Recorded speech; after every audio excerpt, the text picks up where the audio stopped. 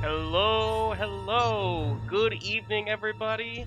Welcome to the finale of Tales of the Public Domain. My name is Justin. I am your DM for tonight. Welcome. You If this say is that your like first, you're our DM, like you aren't our DM other nights. it's just tonight, one night only. One night.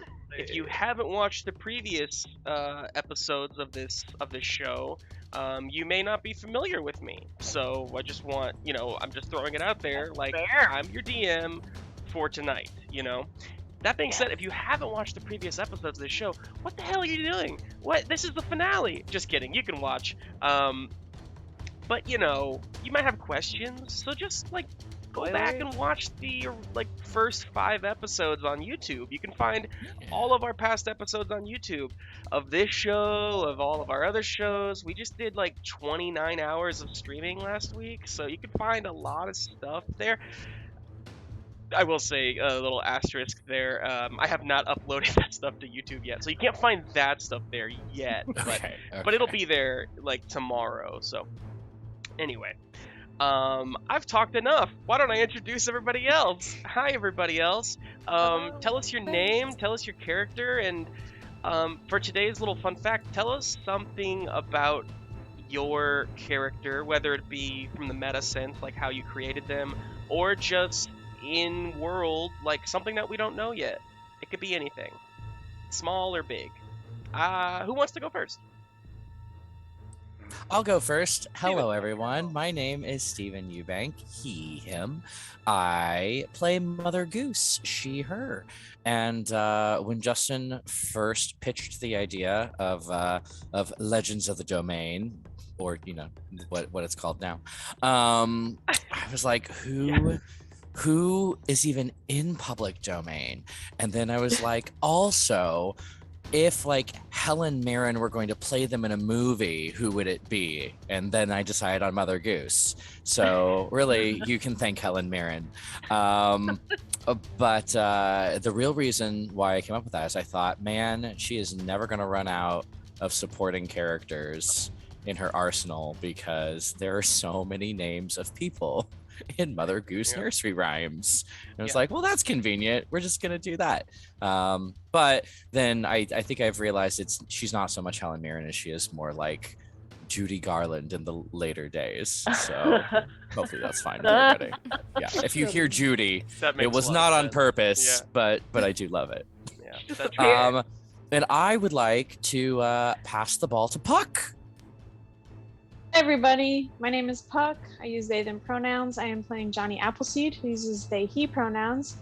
And my fun fact, I'm so happy for this question because I never thought it would come up and I thought it would just be a secret that died with me. Johnny Appleseed has 5 siblings and their first letter of each of their names is an anagram. Mm-hmm. It's a Rickroll. I've Rickrolled you all.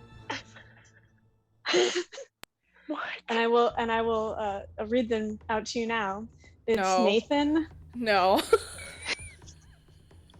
It's Nathan, Ginny, George, Yancey, and Ulysses. You're welcome. Oh, beautiful. Yes. upsetting. Never gonna give you Ulysses. Yes. Yep.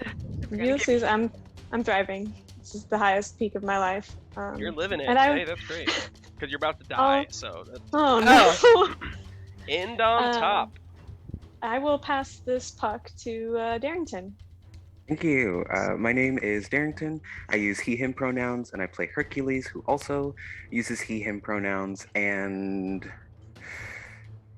I don't know. I think when I was first approached about this, I was trying to decide who I wanted to play, and I thought it could be cool if I approached Hercules from this standpoint of just sort of stumbling into the greatness that he now like thrives in and lives in.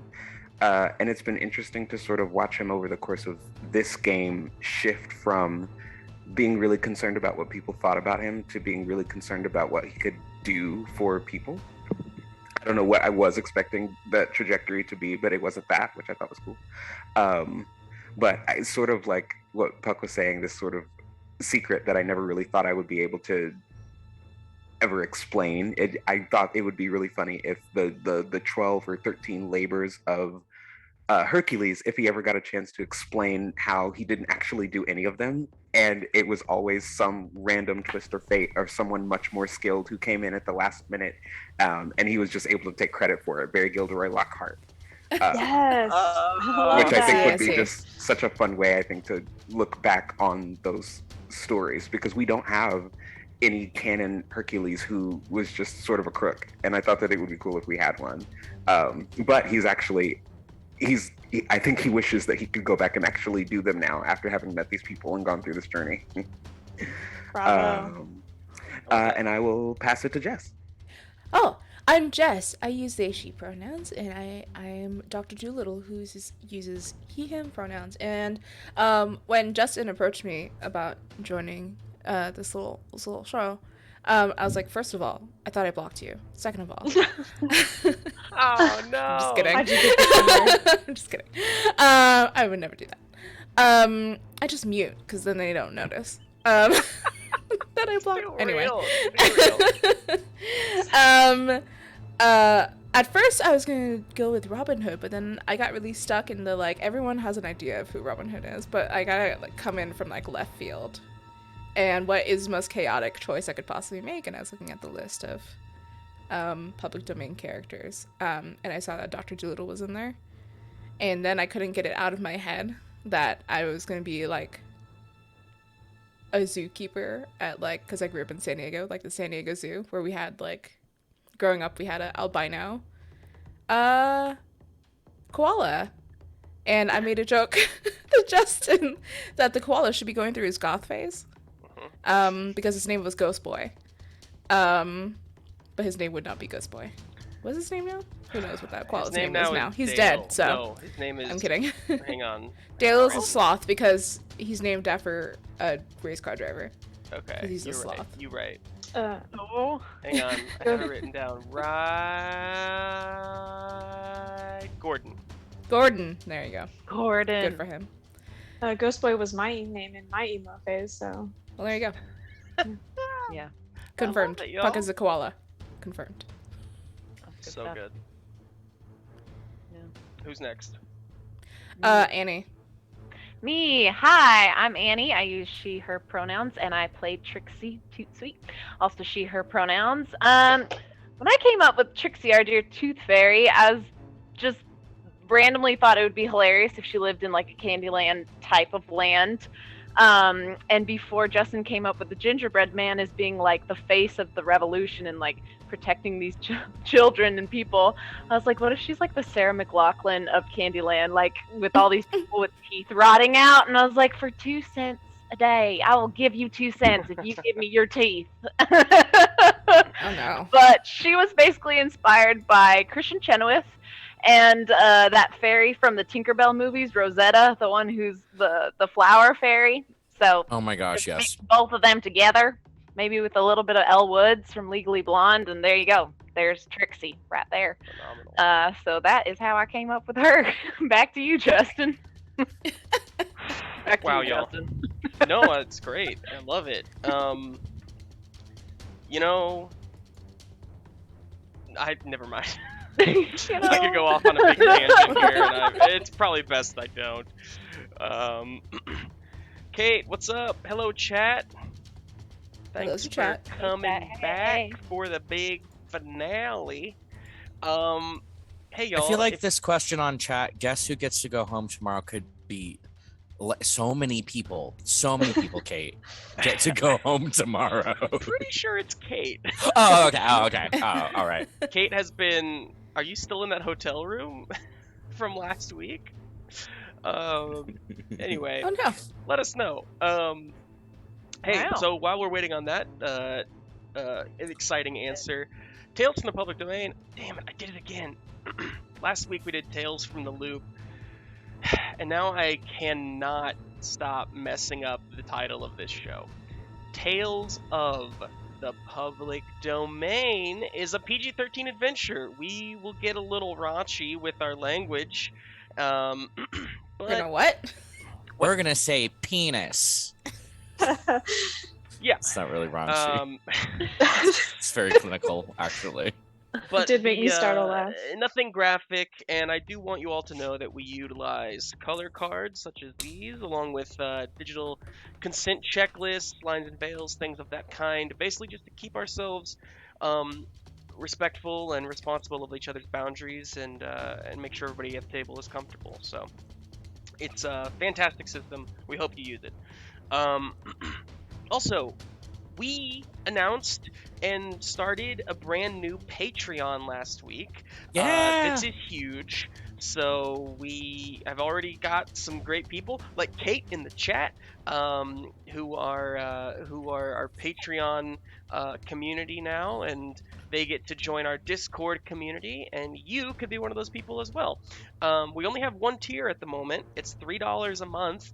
So if you That's so like reasonable. what we do, yeah. I can you say like that what because we I do here- subscribe to multiple Patreons, and I'm always impressed when it's like a $5 tier. So like $3, like come on. Absolutely. all- You're we can all making do it. a big difference for us. We have a lot of plans on what we want to be doing with that money and how it can go to help all of these people that you're seeing right now, all of our artists, all of our collaborators. We really want to be able to pay these people, and we're not quite there yet, but with your help, we can get there. So, yeah, it's just, it's something. I know, but I'm saying we got $3. Yeah, I got you yeah. a dollar. That's something. So, anyway, you can find that here. I'll go ahead and I'll just share that in the chat real quick. That's awesome. Perfect. So you can find that at our Patreon. Fantastic. Y'all, I think I've ran out of things to talk about. I gotta stop stalling now, and we gotta just pull the plug on this thing. Oh, Tonight, boy. y'all, this is our finale. So, let's just head back into the world of the public domain.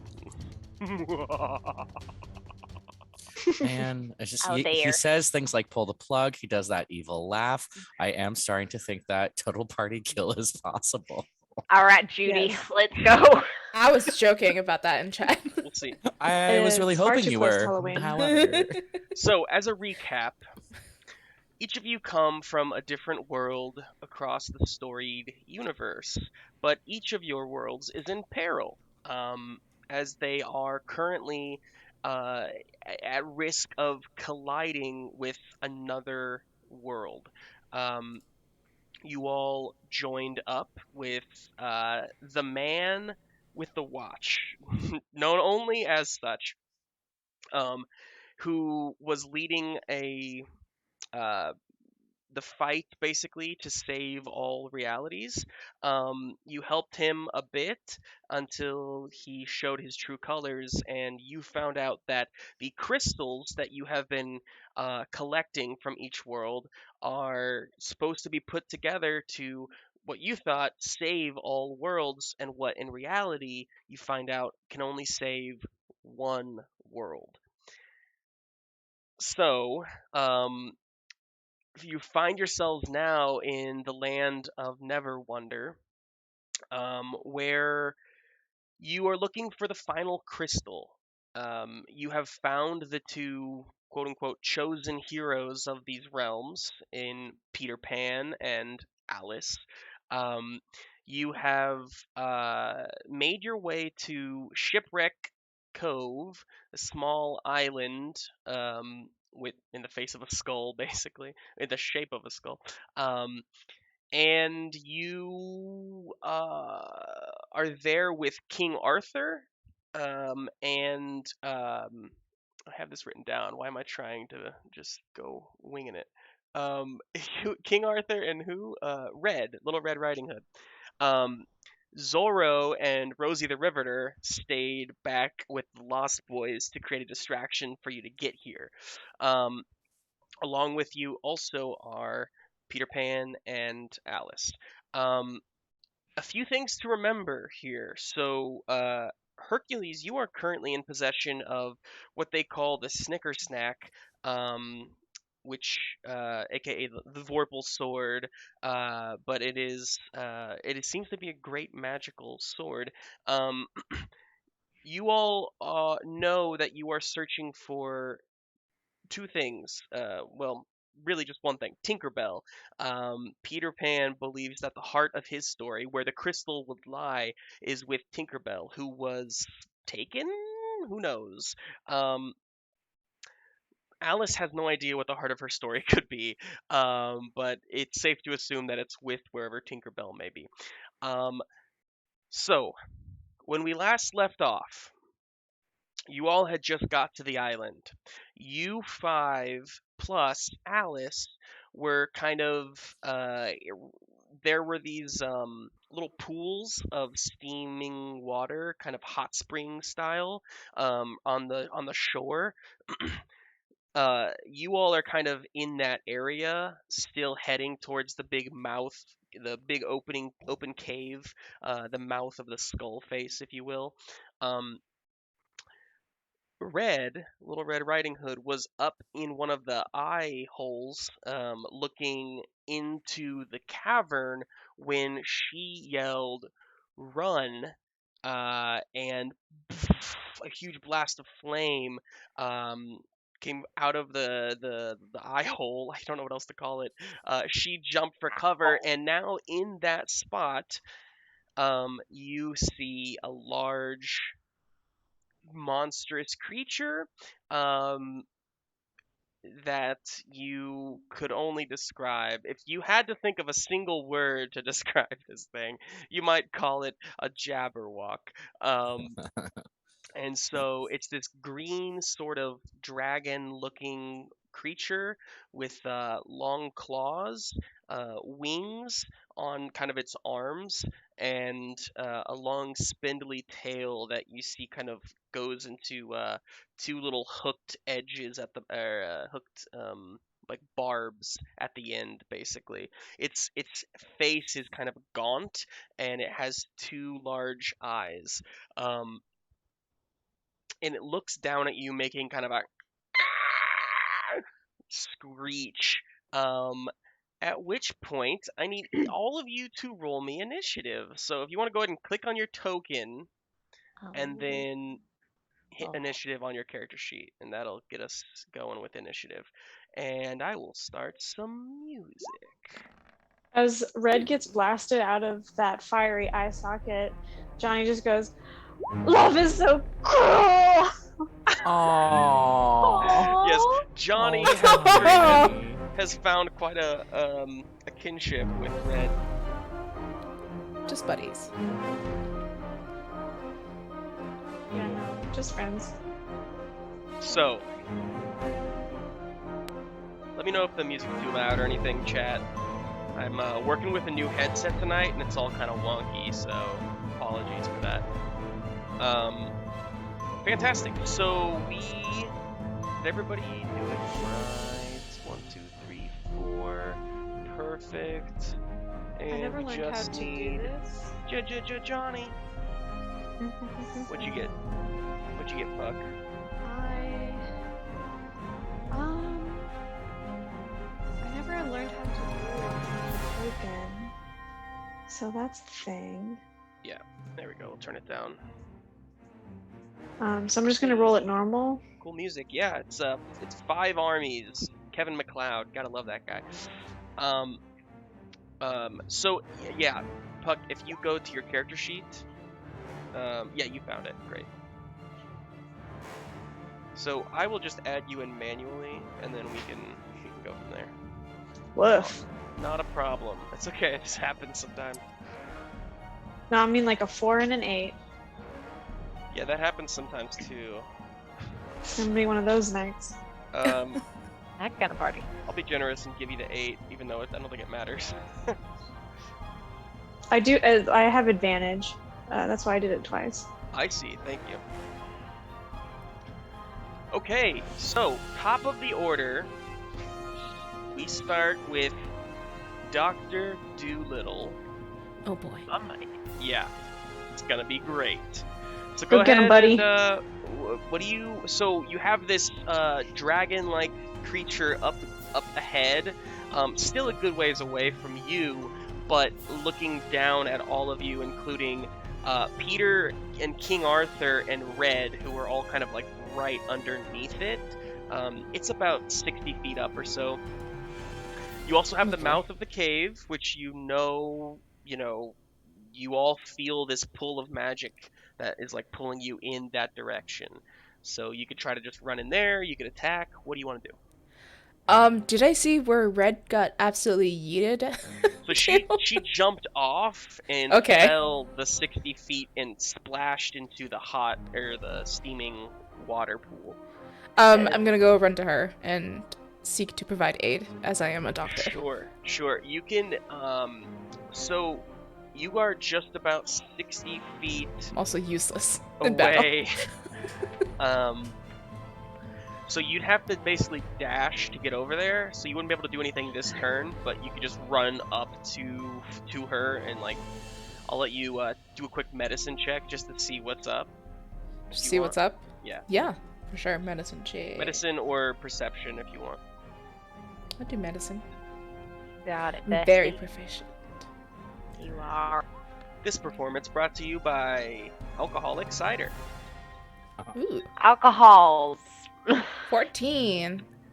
14. You can see she is very much alive. She took some falling damage there, but she is kind of swimming out of the pool. Still kicking. I mean, she seems like a tough She's person cool. for sure. But you are now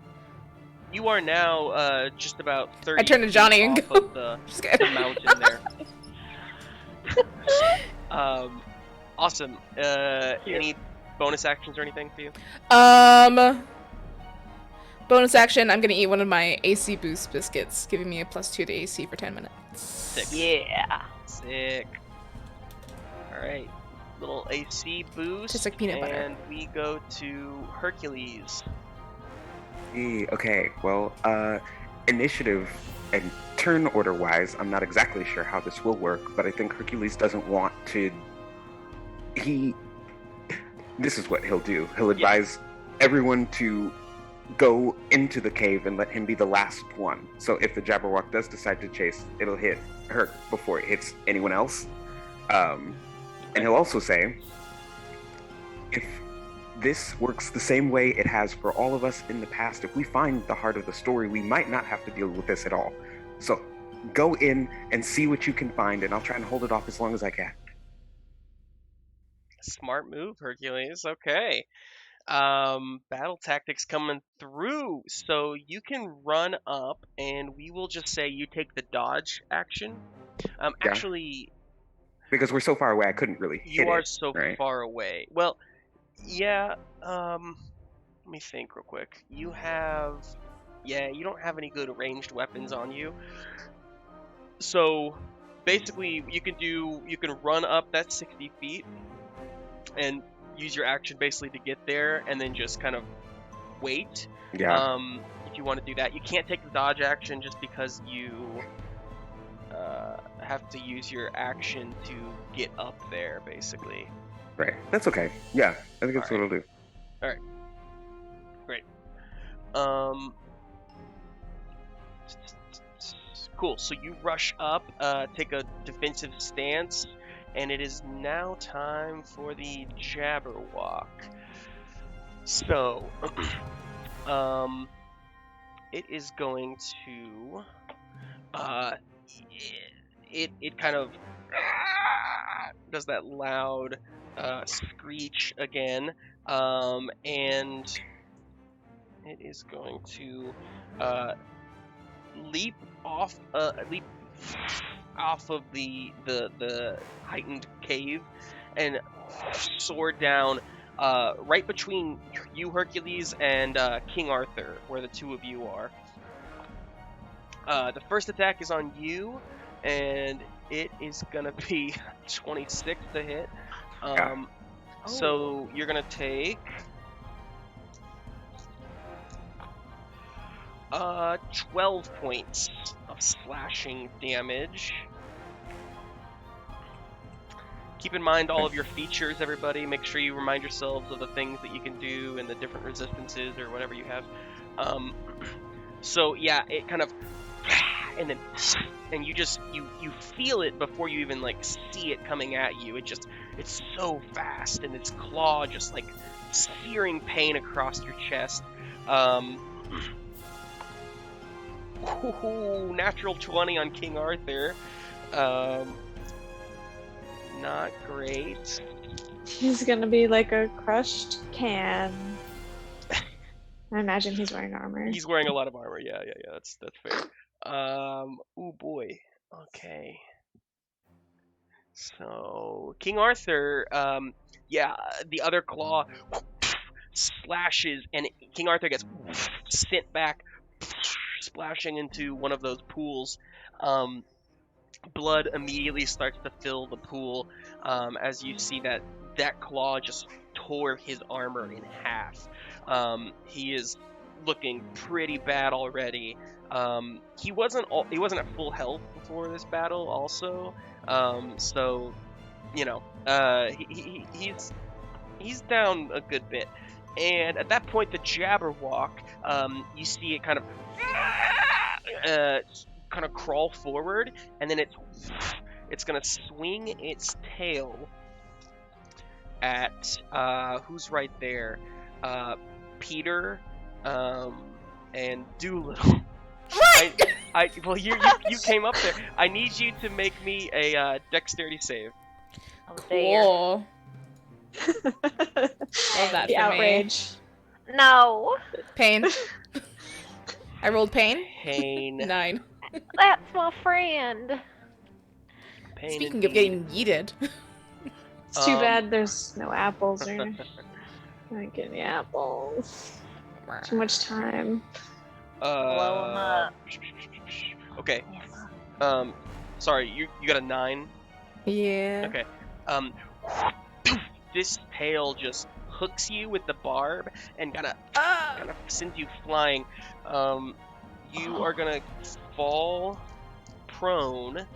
Cool. And take wrong die. 8 points of piercing damage I as love it kind that of for me. clicks into you and then rips out as your flesh kind of gets pulled My out heart. with it. Ew. And that's the Jabberwock's turn, everybody. It better be. Kind of screams out again, and we move on to Trixie Tootsweet. Oh boy. Alright. Well, seeing her dear friend get smacked across the way, she's probably going to be pretty angry at that. Let's see. Oh, fudge. She's going to run. She's going to fly, and she's going to try to use her fairy dust to see if she can send this thing to sleep at all. So Cool. let's try it. Go for it. Let's do it.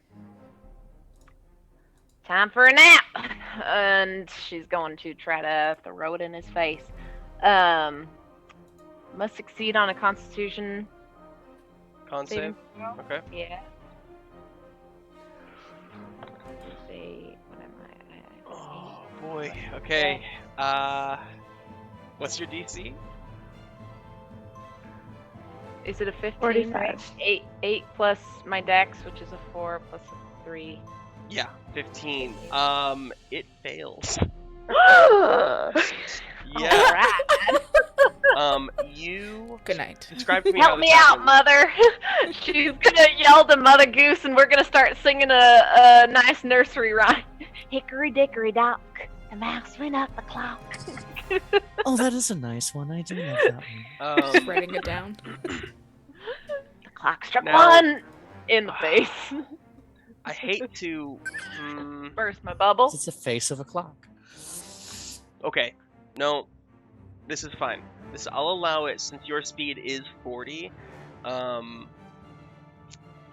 will. It can reach 10 feet. Does that help? Yeah, and that also helps. So you just get to its face. Woo. Because it leapt off of the cave, you have enough movement to get up there and do this action. Now, I want to remind you, too, that doesn't regenerate until after your next long rest. So, Yep. But That it was definitely risk. works Mhm. as... Hey,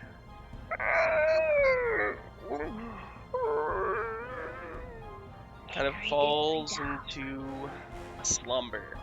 I killed the Jabberwock. It is going to repeat the saving throw on each of its turns. Yep. To see if it can wake up. Okay. Okay. For now, though, you have a sleeping Jabberwock, and it is. You see King Arthur slosh out of the pool. He very great. I mean, great goal. Very good. Red kind of gets up and helps you do little. She saw that you were going to help her, and she helps you get to your feet. And then Peter, who I forgot to mention, that also got hit by that tail, also kind of gets up off of his butt. Hercules, you are back there. Sorry, not Hercules. Johnny and Mother Goose, you are still kind of back a bit with Alice, and you see she is terrified. She looks terrified. She's just like kind of in shock a little bit, like not sure where to move, what to do. She's just kind of frozen. But everybody just kind of chills for a second because nobody wants to hit a sleeping beast. So they are gonna hold off on their turn. What? Can I look at Alice and say, because like I feel everything happens so quickly, especially Trixie. Johnny's just standing there like he was getting ready to run for the mouth of the cave, and just like, and then sees that it's like calm, and then Alice's face, and they go, Alice, is that scary lizard the heart of your story? I don't know. Maybe I've never seen that before. Well, he really isn't all that scary if you think about it, because he's sleeping. Well, make a persuasion check for me. Okay.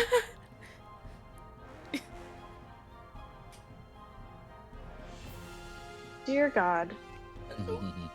It's me, Johnny. It's me, Johnny. I got an 8. You see, she just kind of nods, like, right, right, not scary. Totally harmless. You're not sure if you got through to her or not. Doesn't seem that way though. So we're gonna go to Mother Goose next. Yeah, Mother Goose is booking it for the cave. There you go. Fantastic. You take your whole movement to just get past you're basically like right on the other side of the Jabberwock. God, it's so tempting to try to shoot it with something, but I don't want to break this spell. And you, just so we're all aware of how that would work if you did do something like that, it basically, if you hit it, it would just have an opportunity to re-roll that saving throw and try to beat the 15. Yeah. So it's not a guarantee that it'd wake up, but you're giving it another option, another possibility. Let's see. Yeah, let's because I've got a ranged weapon. I'd like to still get as far toward the cave as possible in this turn. So like dash, and then if I need to ranged attack on the next turn, I will. There you go. Cool. So yeah, you're just past it. The cave, the mouth of the cave is just about 20 feet ahead. Great. We're gonna go to Johnny. As Mother Goose passes, she's singing, lilting along to "Winkin', Blinkin', and Nod, Set Sail One Night." Do you wanna? I don't know that one. Do you know, Steven? Oh, I don't have a good tune for it. It's real cute. I'll keep going, and I'll come back to it. We'll do it in post. Doing the thumbs up. So, Johnny, you're up. I think Johnny, as Mother Goose moves away, will sidestep up next to Alice and just be like a comforting figure to her almost, because she seems to be struggling. Even though, like, over their shoulder, they keep looking to make sure that like Red seems okay. I'm bleeding pulling out. yourself. Well, I didn't get to grow any apples. Do you think we have 10 minutes? Kidding. No. I thought you had 3 I think you. in the powder. You made those 3 like Yeah. You're right. And one. bomb No, wait, they're all bombs? Well, no. No, wait, they can be either They have or. the option. You could be either or. You could throw it as a bomb, or you can eat it as. Okay, Yeah. I will definitely baseball throw 1 to Dr. Dolittle. Can I Careful. catch it? Do you want to roll just to find out? Yeah. Roll me acrobatics check. Acrobatics. I'll just be like, okay. hey, Mr. Doctor, heads up. I'm like clutching my chest, trying not to die. 7. Oh, no. You like go to catch it, and it just smacks you on the forehead, and then hits the ground. It's still Alright. fine. It's a little bruised now. It's not. It didn't blow up. Sorry. No, So, sorry. You that's what know counts. that in order to blow it up, you have to cast fire on it, or It light would it be somehow. my luck that would happen. Yeah. Thank you, Johnny. Fantastic, Yeah. Johnny. Are you trying to move closer, or? No, but I will kind of, like, if Alice seems receptive, just kind of like soothing circles. Okay. Maybe like a hand pat on the Sure. shoulder. I'm going to basically consider this. Go ahead and roll me straight up charisma. Just a straight charisma check. And if you beat a 10, I'll allow you to give her a point of inspiration. Okay. Mm. Yeah. Charisma. Charisma. Yeah, it's just on the far left, like the actual ability score. He tries. He's trying so Yeah. hard. No worries. It's okay. You tried. So, yeah, you're trying. She's just, I mean, pretty walled off right now. Not really even paying attention. So, okay. Next is back to the top of the order, Dr. Dolittle. Well, I'm gonna book it for the cave as I There you go. shove an apple in my mouth. Fantastic. That hit me in the head.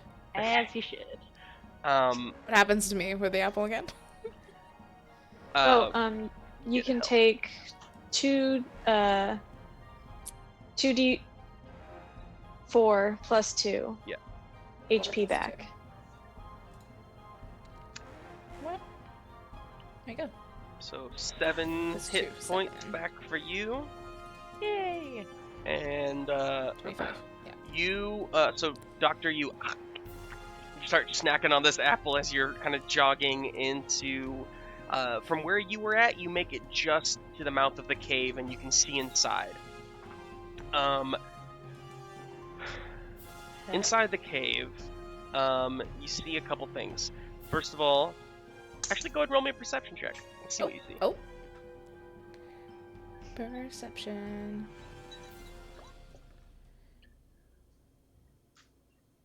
So, Okay.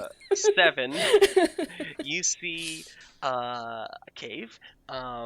There's Cool. some daylight coming in through the 2 eye holes, which kind of create this like 2 like almost like skylights kind of shining down. The only thing that catches your eye, Dolittle, is where those skylights kind of come in. You see something kind of like gleaming in your eyes. You can't tell what it is, but it's up like maybe 20 feet. Like you have to like climb a little cliff wall, and there's like a little loft kind of cave area, and it's something inside that cave is kind of giving off a glisten, but Wow. you can't tell what it is. So that's your turn. Okay. Perfect. Hercules. Actually, hang on. We can call you eating the apple a bonus action. That's fine. That's a house rule. So, All right. yeah. So, what do you want to do with your action? Do you want to move in farther, or do you want to do something else? I'm gonna stand at the mouth of the cave and hold a action to stab anything that may come out and jump one of my friends. Awesome. So you ready in action just in case something comes out that you need to stab. I am very brave. Fantastic. Doolittle's You're killing so it. brave. There's not even an animal around you. Usually your animals give you confidence. Hercules, you're up. Where's Arthur? Is he still outside? Arthur he's outside. He is near the Jabberwock, holding his gut a bit, sword in hand, but his shield is pretty battered. Pretty gnarled. Okay, I think Hercules wants to move and sort of get underneath Arthur's good arm and sort of help him in towards the cave, tiptoeing around the Jabberwock. It's only a scratch. Don't say it. I almost did. He looks at you though and he says, "This could have gone a lot worse, honestly, when you think about it." It's true, but it's too early to be losing anyone like this. Come on. Yes, well, I'm glad we have one as brave as you at my side. Oh, say that to me once this is said and done.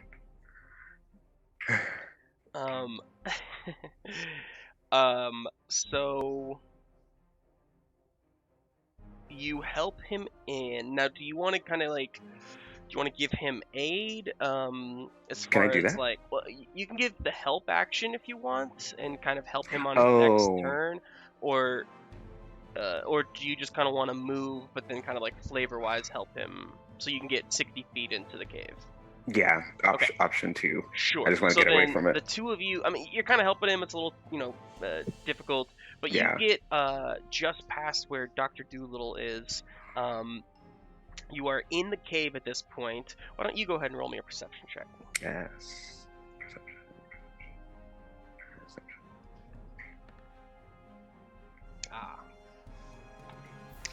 19. Very good. Yeah. Hercules, you see it the second you come in here. You're also like a good foot taller than Doolittle, so you just have better sight line on what you're looking at here.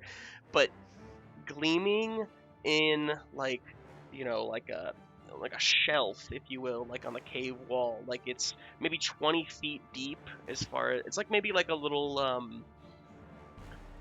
loft where maybe the Jabberwock sleeps or something like that. But at the back of that wall, looking like it doesn't belong there, you see a gleaming mirror, and it looks ancient and yet shiny, brand new, glistening in the sunlight that's coming in. And with a 19, you also think you see something kind of like a golden dot kind of just moving about, almost like a laser pointer, kind of moving about on the mirror. On the face of the mirror? Yeah. Cool. That's your turn. We get to see if the Jabberwock is gonna wake up. Oh boy. Oh. Right there. That is... Oh, shit. I think I rolled the same thing I got last time, actually. Oh. Yeah, That's good it's for gonna us. fail. Sounds You like get the great 13, news. 13. So it is asleep still. Very powerful feature. Good job, Trixie. Go ahead. When you're putting Trixie, a baby down and it starts to wake up, you're like, no. No. It's okay, don't worry. She does the little on its nose. All right. Well, seeing that we have a few more seconds, she is going to slip on in the cave herself. And does she see the twinkly lights? Or yeah, I'll say now that Hercules has kind of seen it, when anybody else comes in, you can kind of pretty easily see it at this point, including Doolittle. With Hercules kind of pointing it out, now you all kind of see this mirror. anyway, I can fly up to it, or is that my movement to get in the cave? If you dash, you can get up to that level, but not to the mirror yet. Okay. Like basically Okay. just up to that second level area. Okay. Which now that you're up there, you see bones kind of scattered along the floor. Definitely like lots of just kind of like there's like a big dirt kind of like little crater, if you will, like kind of like a little where something probably has slept night after night. Okay. Yep. Oh dear, we might be his meal pretty soon. Is that the fairy lady? Fairy lady. With as close as you are, you can see now. It looks like who you believe would be Tinkerbell, this pixie, this fairy. He's within the mirror. Oh, dear. Within, like on the other side of the mirror, but kind of flitting around. Okay, we got a situation up here. Here she is in the mirror, and that's all I'll say. Fantastic. At that, Peter says, "She's in the mirror. Why?" And then he's gonna run over. He can't fly because he doesn't have. Oh pixie yeah, dust. you can't fly. But he runs up to kind of where the rest of the group is. And he's like, Tink, are you in here? Okay, alright. Baby's Whatever. sleeping. You wake him, you take him. Okay. You wake 'em, you take 'em. At this point, we have Red, who looks like she is climbing up. She's actually, hang on, she's actually climbing up on top of the Jabberwock. Just climbing up onto its back nonchalantly. What a woman.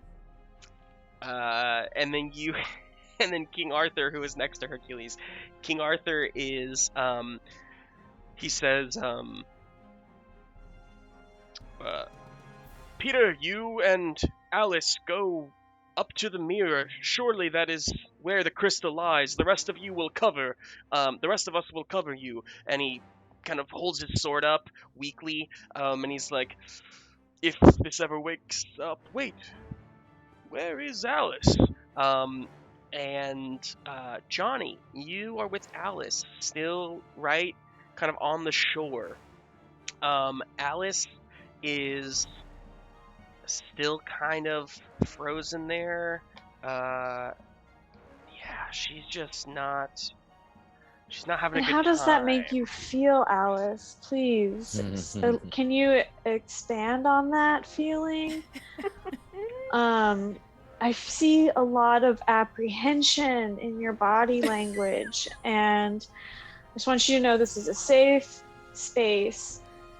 The Jabberwockies or whatever is asleep.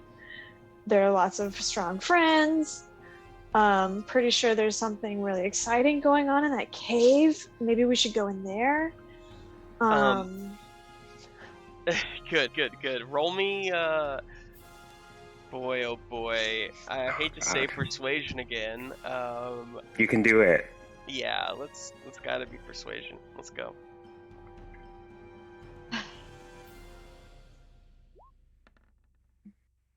Ew. It's A a 10. A 10.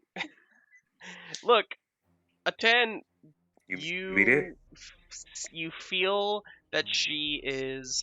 Just one step, two She steps. starts kind of reacting a bit to what you're saying, just taking small steps at a time. She's not like in her like shock anymore. She's just kind of.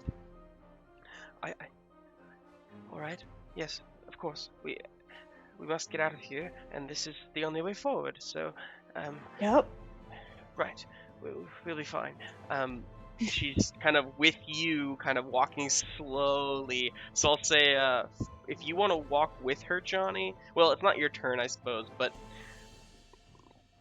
this is sort of your turn. Yeah, I say it's okay. Just take my hand, and we'll go together. Move you in front of Mother Goose and just let you take the same turn as Alice here. So on your turn, Johnny, basically, you can get basically right up to the Jabberwock, unless you want to take like a long route around it. What? So the fastest distance to the cave is right past the Right Jabberwock. past the Jabberwock, yeah. Yeah. Let's do that. Okay. That makes sense to me. All right, you get like right up on this side of it, so you haven't passed it yet, but like next turn you'll pass it. And I'm coaxing. Yeah. And I'm like, if you need something to look at this cool map I drew. I love it. That kind of stuff. Cool. Anything else for your turn? Okay. That's it. Great. Fantastic. We have Mother Goose. Okay. Mother Goose is joining those who are in the cave. Just far away in. from Great. Jabberwocky. You were already on that side, so I mean, you can take your movement to get there with them. You have another. You could try to like climb up to the second level if you want, or you can do something else with your turn. Anything else you want to do? Yeah, she'll climb up. Okay, make me an athletics check. Oh, maybe she won't climb up. Come on, Mother. Athletics. How athletic is she right now? She is 17 She's athletic. limber, honey. Okay. Okay, so that's Apparently, with a being in this a never -1 wonders. to strength. But Nuts. you, boy, yeah. What do you think this looks like with Mother Goose climbing? Does she have some certain weird, unique method? Like people who bowl, like through their legs or whatever. People who bowl through their legs. Wow. It makes me think of like, if like I've ever seen a nun at a bowling alley, they just like squat down and like roll the ball from Exactly. black skirt. Sure, we'll say that that she climbs wide, arms and legs wide, and so like right arm leg go up and then the other goes up, and she's just doing this, and it's a little strange because it's The very rest of you kind of spread, see this. very spread out. It does not make it. This shouldn't work, and somehow Exactly. it does. And She looks like a flying Okay. squirrel. yeah, The pouches out. so you get right to the top of the loft. The top of that cliff, basically. As she's doing this, she is singing, "The itsy bitsy spider went up the water spout." Great. I like that Annie is frozen in this, like, yeah. Yeah. Yeah. You're muted. You're muted now, Annie. Shit. Annie, please. All right. Oh, good. I was wondering what I got frozen on because I could Yeah. tell I was. It was like, fantastic. So yes, Mother Goose, you also see this mirror. You see the bones. You see the golden fairy kind of trapped within the mirror. Should we break it? Should we break the mirror? I have no idea. I'm good with teeth. Mirrors, I have no idea. Dolittle, it's your turn. I would like to approach the mirror and see. You have Can to I? climb. Can I as reach it? well. All right, to climb. Yeah. So Climb, go ahead and make me an climb. athletics check. Okay, well, first you see Doodle just reach down and sort of like unbutton his shirt. And then you find he Oh. actually is surprisingly ripped. Damn. Doctor. Daddy oh, Dolittle. my. Well, I It's was from going to shoveling say, a lot of manure. I was going to say just follow my lead, but I should have had you go first. He's Wow. trying very hard not to look up right now. So funny. Okay, so athletics or Yes. Yeah, athletics. all right, Doodle. I swear, I do still have a point of Doolittle. inspiration left over. Come on, Dolittle. Can't 13. tell. Hey. That's great. Okay, cool. It's gonna take you a little longer to get up there, but you do just make the DC there. So it's not as weird or as swift as Mother Goose, but you're kind of climbing just the regular way, kind of start making yourself, kind of getting up onto that ledge. But that will take your whole turn. I'd take a mint and just hold it in front of his face. Come on, you can do it. Fantastic. Okay, Hercules. Okay, Hercules wants to approach the mirror as well because we've got an idea. But I have to climb, right? Athletics? Yeah. Okay, I get advantage on those. Let's go, beefcake.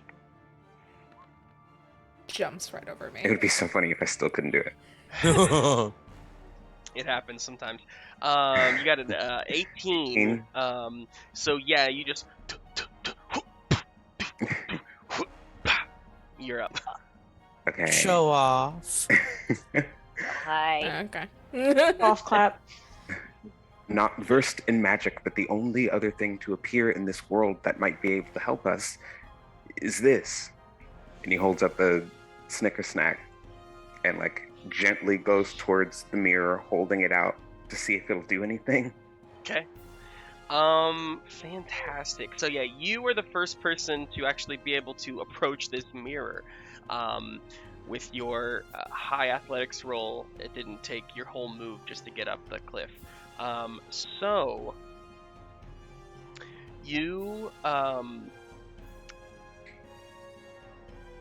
go ahead and roll me an Arcana check.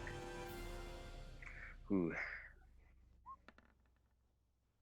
13. 13. Okay. This sword, you don't know this exact sword, but you do know a magical, a monster slayer when you see one. This is an artifact, much like ones in your land, that is meant for a specific purpose, and with you attuned to this sword, the Vorpal sword, you know that the Snicker Snack is meant to slay the Jabberwock. That is its purpose. It doesn't seem to have any draw towards the looking glass in front of you, but it's you can tell they're both magical. Yeah, with just that not Arcana connected. check. They don't seem connected. However, I now need you to make me a Wisdom saving throw. Yeah. 17. Hey. 17. Fantastic. You get your eyes kind of look up from the sword and look at the mirror. You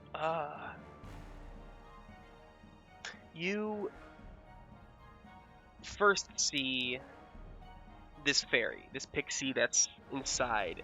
She desperately looks like she's trying to get out, kind of banging on the other side. But in her like pattern of movement, you feel somewhat hypnotized. Now, what your save allowed you was to not take any damage from this. However, you are still lulled in to looking at this mirror. You see yourself looking back at you, right? Mm-hmm. But kind of in this kind of hypnotic state, you see that version of you inside turn around and start walking away, and you see you inside of this mirror walking down the streets of Athens and going up to Megara, lifting her kind of from her seat by the hand, kissing her hand. She looks at you in a way that she has not looked at you before, in a way that says,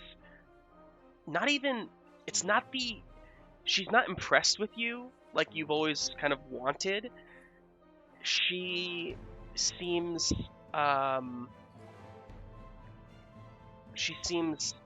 admiring of you. She seems to respect you. And past her, you see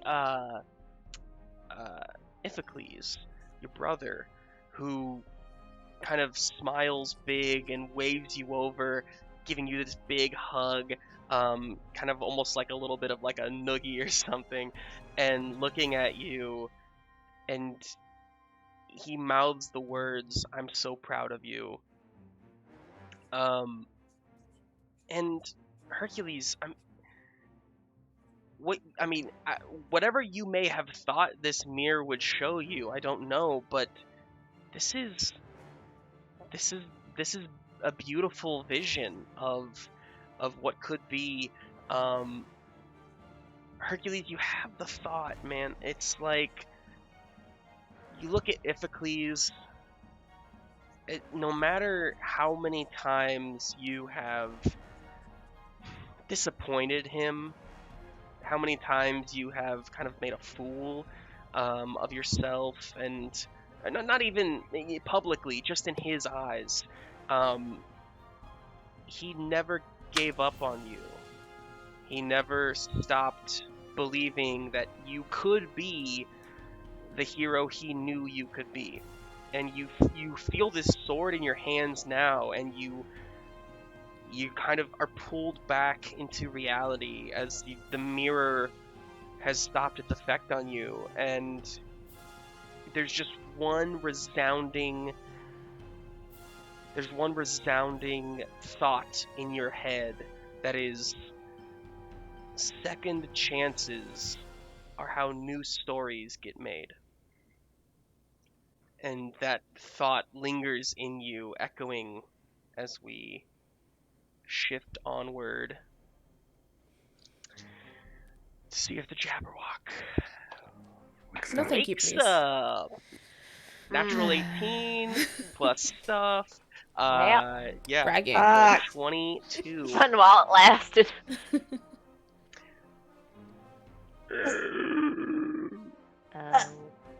It's okay.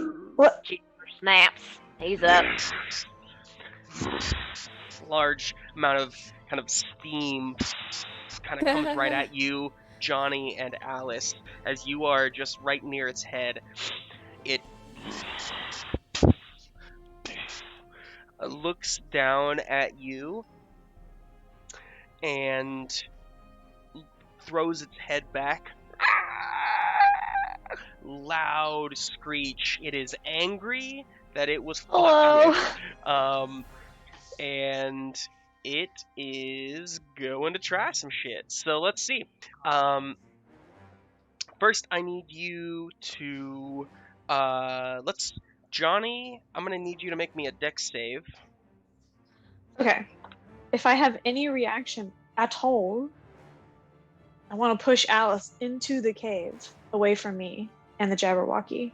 Or the Jabberwock. I will say you're way too far away from the cave to be able to push her there. You're still like 40 feet from the cave entrance. But you could like try to push her out of the way of this attack if you wanted to. That would I would allow you to do that, but at the cost of you would not be able to try and save yourself at all. Okay, I'll take that. Okay, so I will give her advantage on her save, which did help. She got a natural 19 on the second one. So you push her, she kind of skitters and kind of splashes in one of those steam pools. As you feel the Jabberwock's full wings just whip down, ice, like cold, just like, slashing wind comes across your face, and you like literally just get blown back like a paper bag, skidding into the ground about 30 feet back. 15 feet back. But you are going to take... I weigh 93 pounds canonically. Yeah, it was 30 then. 30 points of damage. No, I'm sorry. Oh my 30, God. I was just saying 30 feet back. No. You do take though 15 points of bludgeoning damage as you kind of just kind of tumble on the ground, and you are prone. The Jabberwock is now flying about 20 feet off the ground. It swings itself around, and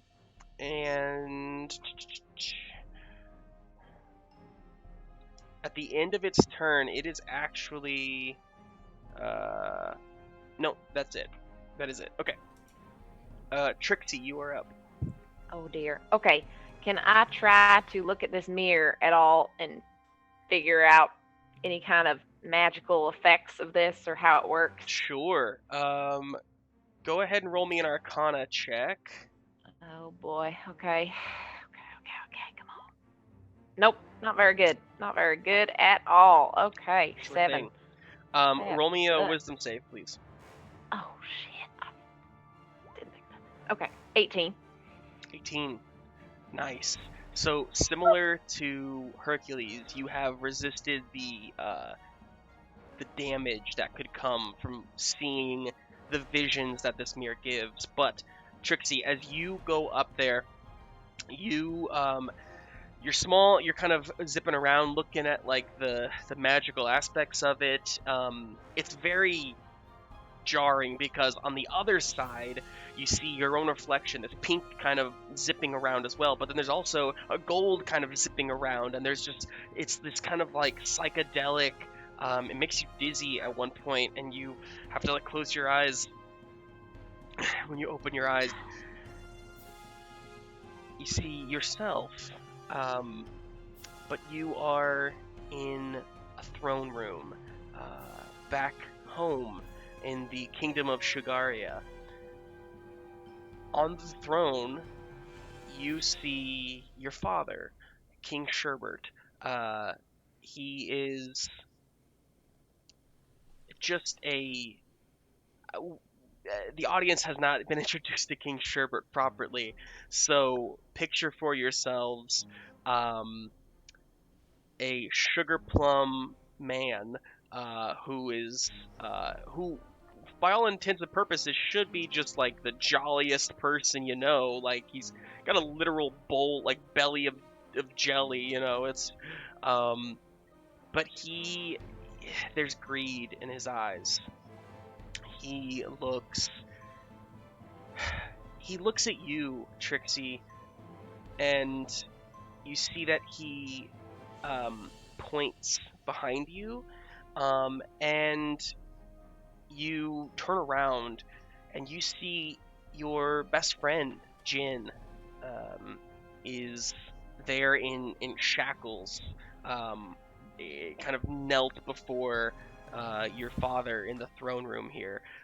You see there are a lot of people from the village behind Jin who are also there, members of the resistance, and you see your father is prepared to lay down judgment as you feel kind of this pull, this tear between,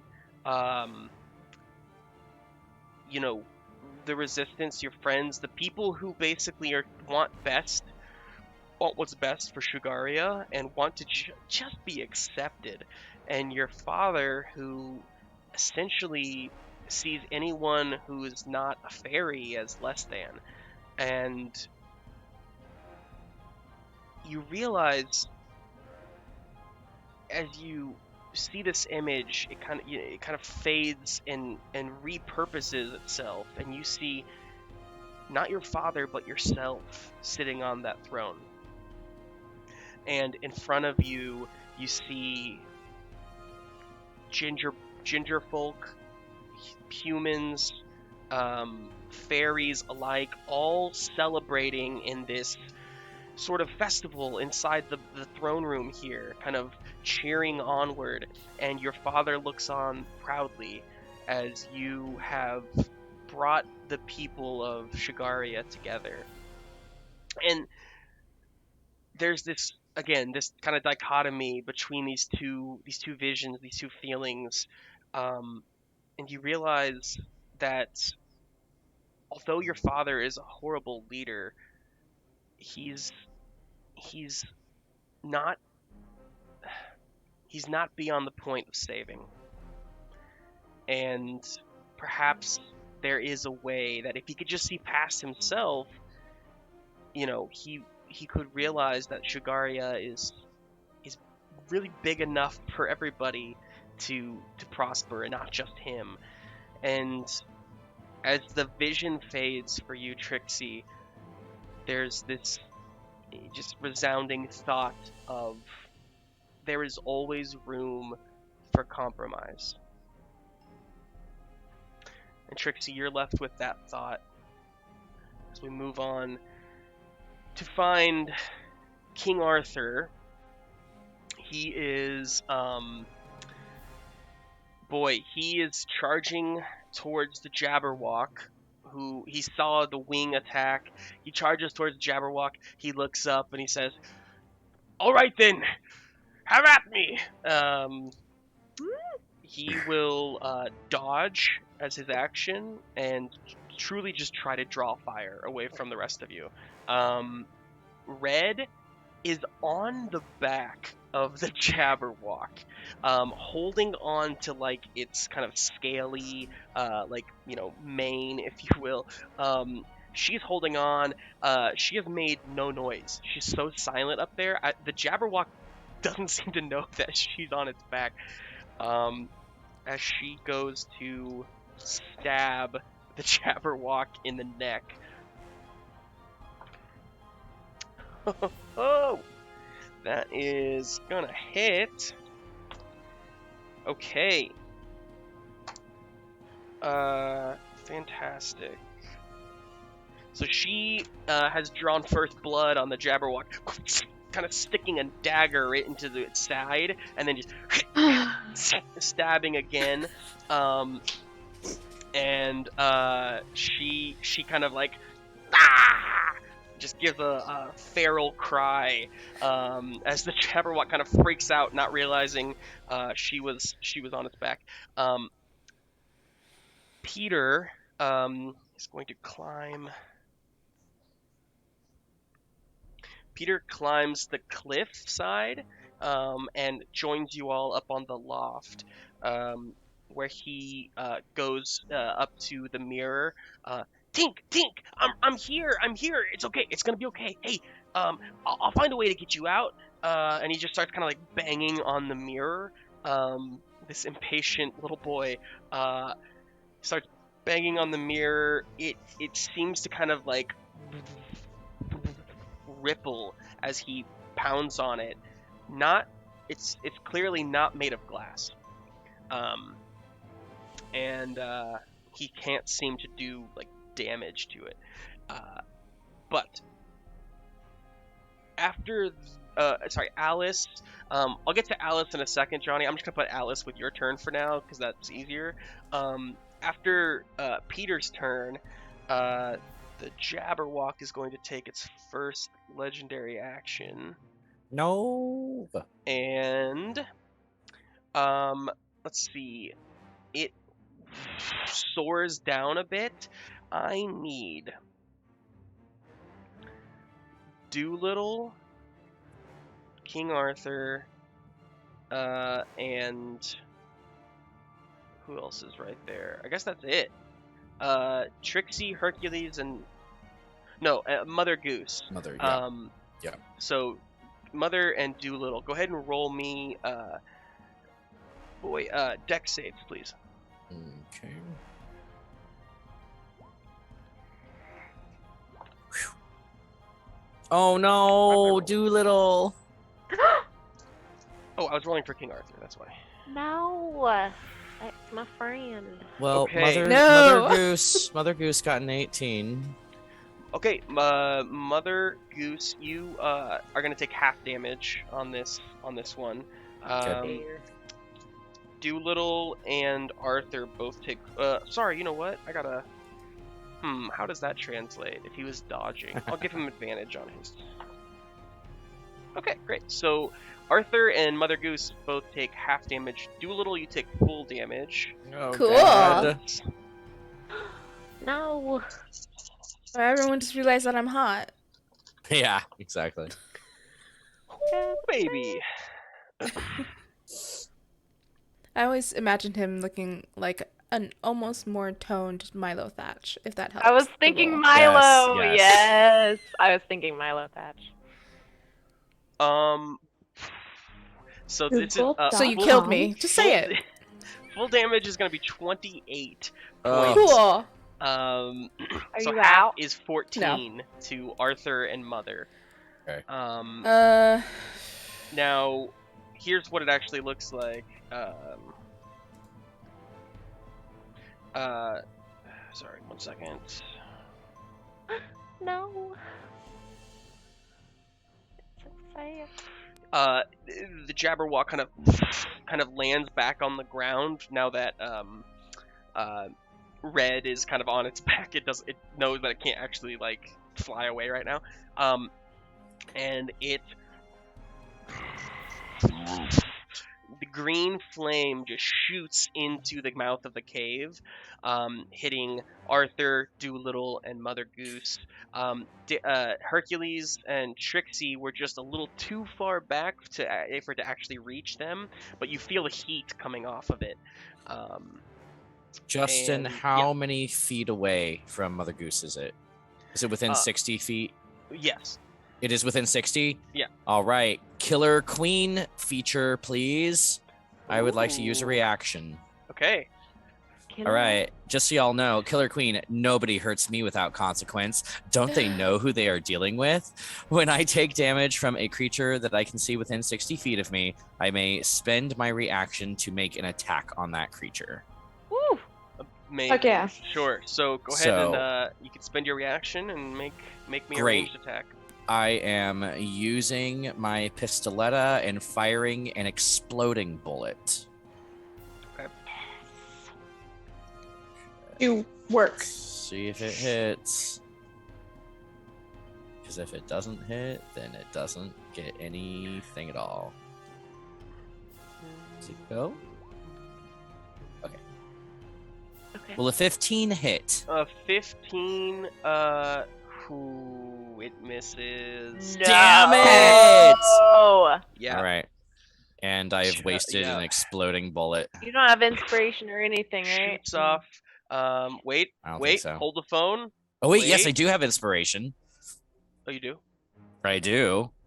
But what were you going to say? Well, I was going to say chat is active at the moment. Kate seems to be giving a point of inspiration to Mother Goose for Yas Queen. Oh. Okay. Yas, Killer Hey. Queen. Yas. Hey, we queens have to stick together, Kate. All right, sweet. Yeah, so I'm gonna burn that. Do I have to re-roll or can I just add a D4 to my pistoletta? Oh boy, did we make a house rule for this game? I don't remember. Can't remember. I think remember you said it saying was you either could or. choose- Yeah. Either or. Sure. So All then, right, okay. it's not a D4, it's a D6. So go Oh, it's a ahead and add D6 that I roll. Okay. Yeah. No whammies, no whammies, no whammies. Ah, that is a 6. Ooh. So a 21 to hit. Beautiful. So Wow. 21 will hit. Great. So that's 6 piercing damage from the bullet and an additional 3d6 of fire damage to the Jabberwocky. So which is another 10. That's 10 fire So, damage. 17. 17 points total damage. Fantastic. Cool.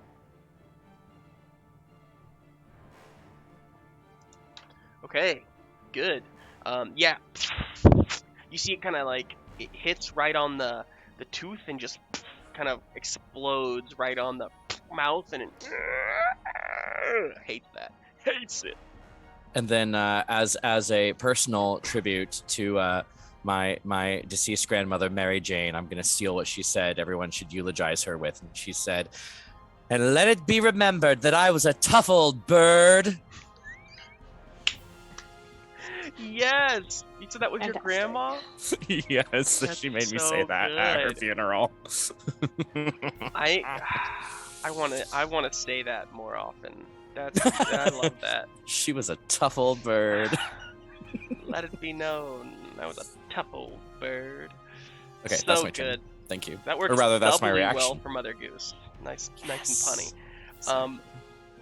Fantastic. Well, that was a legendary action and then a reaction to that action. So now we're back in the order to Johnny and Alice.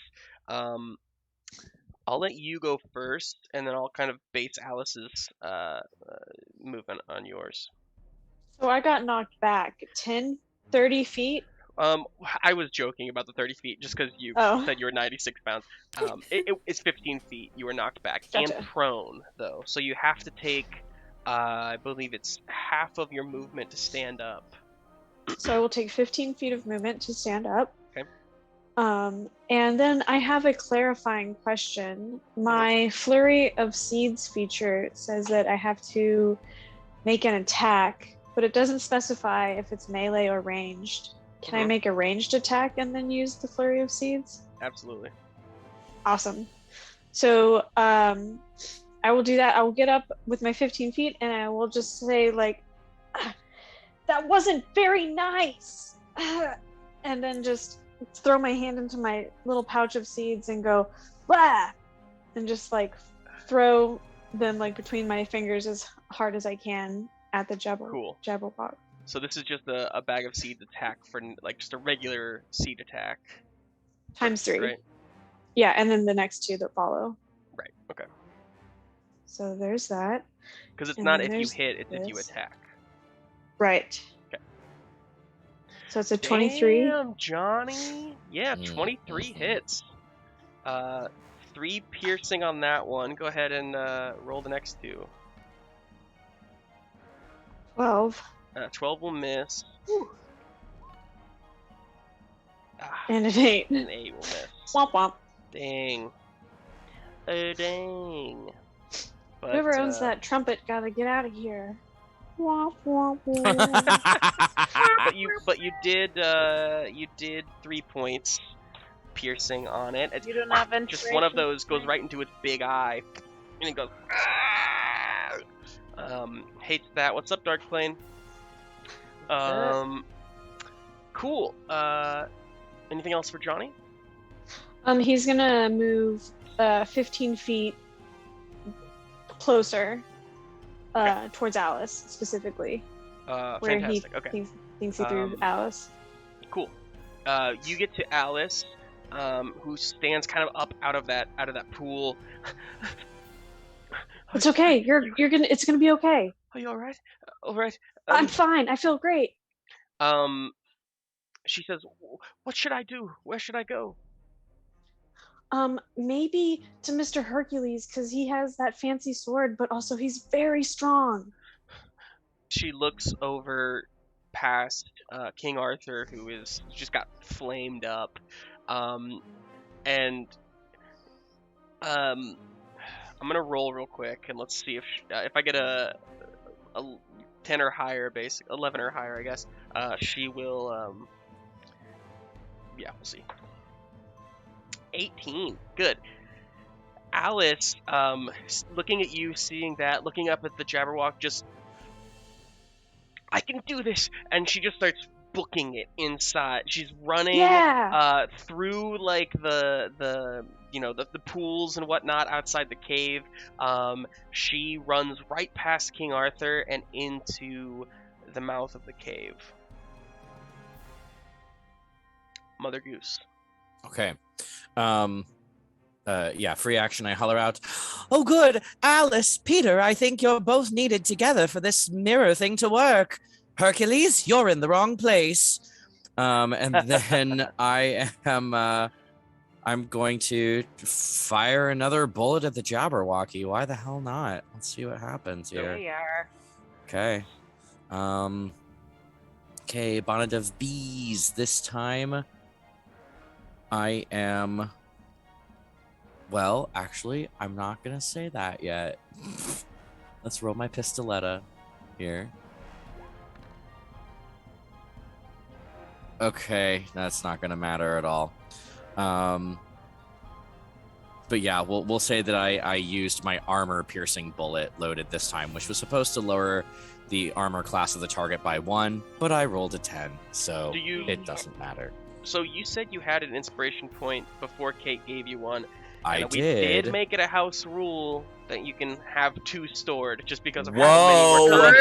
True. Because of how many were coming in thank from the you, chat. Justin. That last Thank week. you, Kate. I didn't All want right, to great. not allow those to be rewarded. So But when I rolled my d6, it came up a 1. So yeah, it's okay. It's okay. Mother Goose is just like, ah! Wah, wah. Great. And the bullet's just blowing right past the Jabberwocky, or it bounces off of a very particularly scaly part. I'm not sure. As Cool. long as it wasn't me. You're out of here. Keep that trumpeteer. back to the top of the order, Dolittle. I'm a little bit dead. No. Dying. Okay. I'm not prone, am I? Am I stuck to a wall right now? No. You got burnt up a little bit, but you're not My khakis. down or anything like that. Yeah, your khakis got burnt completely off you, and you're just wearing your undies now. Oh, this is So like now khaki everyone shorts. can see everything. Cool. Love that. But you're ripped. So you just but I'm stand up. surprisingly ripped. Yeah. Not thick, just surprisingly fit. But he does adventure and scoop up enclosures. Okay, so he's feeling a little hurt, and he's like, you know what? Yep, we're gonna need to call in some help, and so I'm gonna attempt to call in some kind of a beast. Okay. I'm thinking something adjacent to a tiger.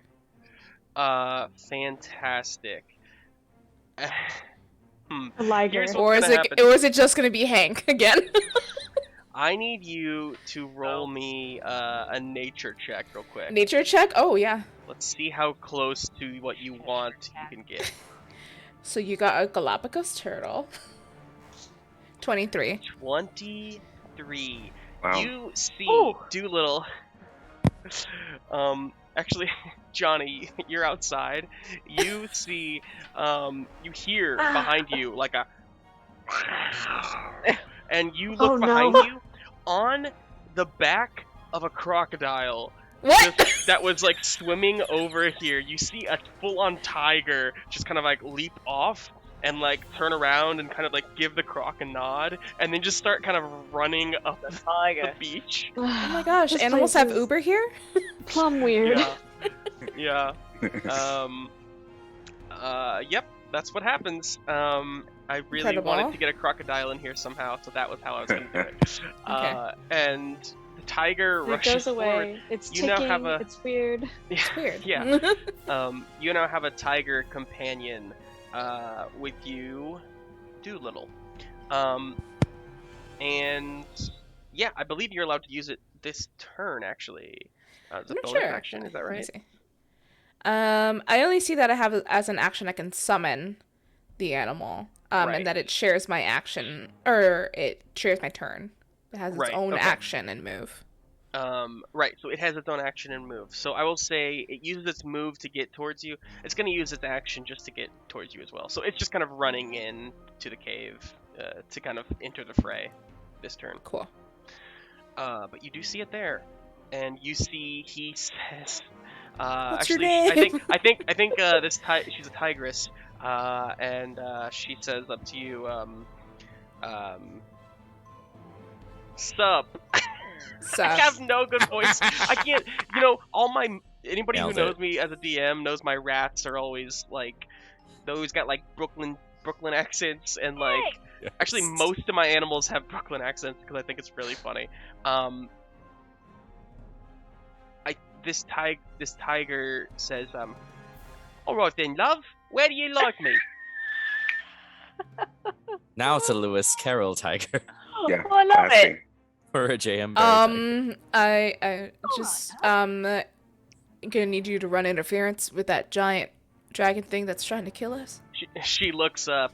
Oh, well, big eyes up here, eh? Rawr, get down here.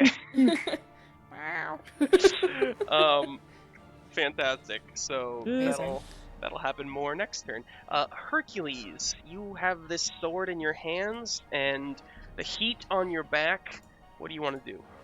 Is the Jabberwocky still in the air? It is not. It is on the ground in the In the cave. in the mouth of the cave, basically. Alice has just run past it, literally, to get inside the cave. What would jumping down from the loft look like? Is that possible to do without a roll, or is that going to be too hard? Yeah, for you, yes. Okay. For a normal person, I'd have them roll, but for Hercules, demigod of strength, yes, you're fine. He ought to be okay. Yeah. Okay. Well, I think he says to Mother Goose, "You're right. I am in the wrong space. I need to be down there." Jumps off of the loft and goes headfirst into the Jabberwock with this sword. Fantastic. Go, Yeah, you Hercules. have. Go, what's Hercules. your strength score? Not modifier, just the score. Like the double-digit number. 16. 16. So yeah, with 10 feet of running, you just leap off of the ledge and launch yourself 16 feet across the kind of the gap here. Sword out. Go ahead and make me an attack with advantage, because I'm feeling good about this heroic pose. It's really cool. Oh shit. Holy shit. No, that's right. You rolled a natural 20, and a shit ton of dice just came out. Oh my god. Wow. Wow. Hercules. Did it. Holy mother. Accidentally hit it twice. I think That's what fine. You're fine. So You can't go higher than 20. with the Vorpal sword, as you impact into like the chest of the Jabberwock, you all hear this like thunderous boom as so you do 22 points of slashing damage plus 9 points of thunder damage. That's fucking wild. Freaking tastic. It's so good. It's so good. So that is, boy oh boy, what is that? It's dead, right? It's dead. I gotta do math. What's 22 plus 9? That's 32, 31. Whew, good. Yeah, it's not dead, but that one hit put it into a less good spot. Yeah, definitely. Woof. Just 44 more pumpkin seeds to go. Fantastic, Hercules. You kind of pull it out and land on the ground right in front of it, looking up. Sick. It is. Would Anything that else? just count as one action to attack? Oh yeah. Can I use fight or flight as my bonus action to attack Please. again? Please do. Normal, right? Not advantage this time. Do it. Yes! Yes, that's correct.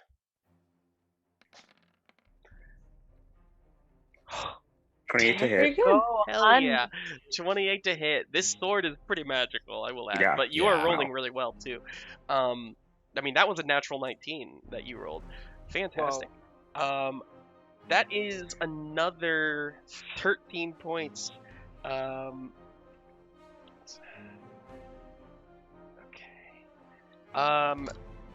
You see green ichor on the sword as it kind of gets slashed away. It's wounded in multiple places, and it's fantastic. It's not looking good. Great. Um, I think the last thing he'll say as that second attack connects is yelling back at Alice. Make your way up to the mirror. Be careful of it, but don't be afraid. This is the only way we move forward. She, all right. She starts kind of rushing over toward the cliff. Yeah, cool. It is now the Jabberwock's turn, and it looks just deadly right in front of you, Hercules. It doesn't care who else is where, it's coming for you. Bury that. So, first attack is a 24 to hit. Second Yep. attack is a 15 to hit. No. No. Okay, so just the first one. Thank goodness. Thank goodness. It does. Oh, shitty damage roll. You take Yay. 9 points of slashing damage as it just screams at you. And you know, I forgot, I only did 2 attacks. It does get a third attack, so it's gonna come down for a bite. It's gonna miss. Gosh. Just snatching. It's getting desperate and angry. It is now Trixie Tootsweet's turn. Oh boy. All right. So, doctor's down. Are you out? Or almost? Oh wait, no, you're up. You're up. Okay. I have 4 hit points. It's fine. Yeah, you got up. You're I'm in hot, your. but I'm dying. It's just his khakis that are down. You're in your. Just my khakis are dead. Oh no, she's gonna go. Oh no, your khakis, and she's going Hold those to. pockets. My clip tie. Oh man. She's gonna try to help Doctor out. Do you have anything I could help? I don't know. I've done something kind of dental surgery, right? Is there any way I can help assist with wounds or anything like that? Yeah, If no, that's fine. I don't like.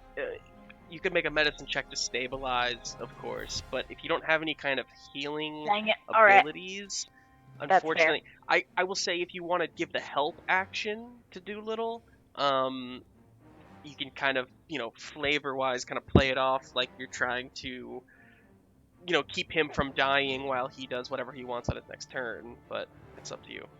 That's fair. I'm just holding a knife naked. I know, darling. Can I? Okay, well, I'm not really useful right now. Dang it. All right. Then Got it. I actually don't know what to do right now. Okay. All right. I know what I'm gonna do.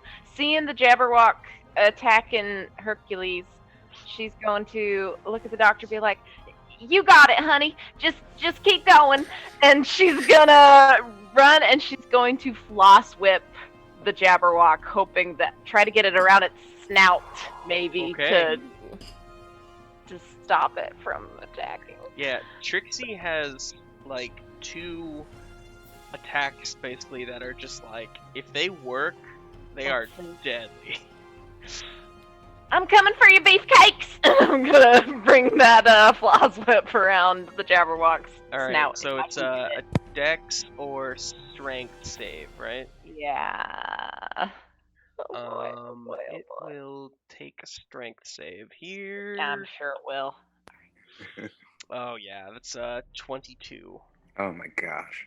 Yeah, that's so my floss wraps around the dang thing's mouth and it just snaps as it opens its mouth. Ooh, yeah. Oh, I don't got your beefcakes, I'm sorry. Turns out that was just dental floss. It really, oh shit. You were using the wrong one. She finally curses, "Oh, motherfucker, that was the wrong! That was the dental floss!" Motherfuckery. I don't know why it's so funny when Trixie curses, but it It is. is. Because she never does. She always uses, sweet names. Yeah. You just hear go off. Dumplings, just Darn. Dublin. fantastic. Very good, very good. I'm sorry. So she's just helpless right there with her floss that's broken. Okay. Red, because I forgot Red's turn last time. Too many NPCs. Red, I'm gonna go ahead and attack twice, just because I forgot to have her do it last time. One of them hits. It's another bit of damage. Arthur rushes forward to battle. Ho! I don't know. It's He-Man now. What'd you call me? Sick. That is just gonna hit. Good job. Okay. Coming together as a team, y'all. The Jabberwock's not looking good. Not looking good. Sub key. And we have Peter, who is just frustrated. Alice is going to. Okay, but Peter's actually going to give her the help action. There we go. Natural 1 and a natural 20 with Peter's help. So Alice starts trying to climb this ledge. She no idea what she's doing. Peter comes down and just kind of like helps her up and pulls her all the way up. And yeah, let's see.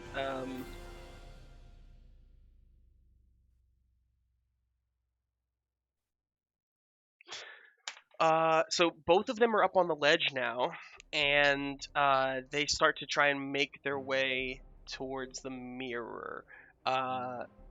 Johnny.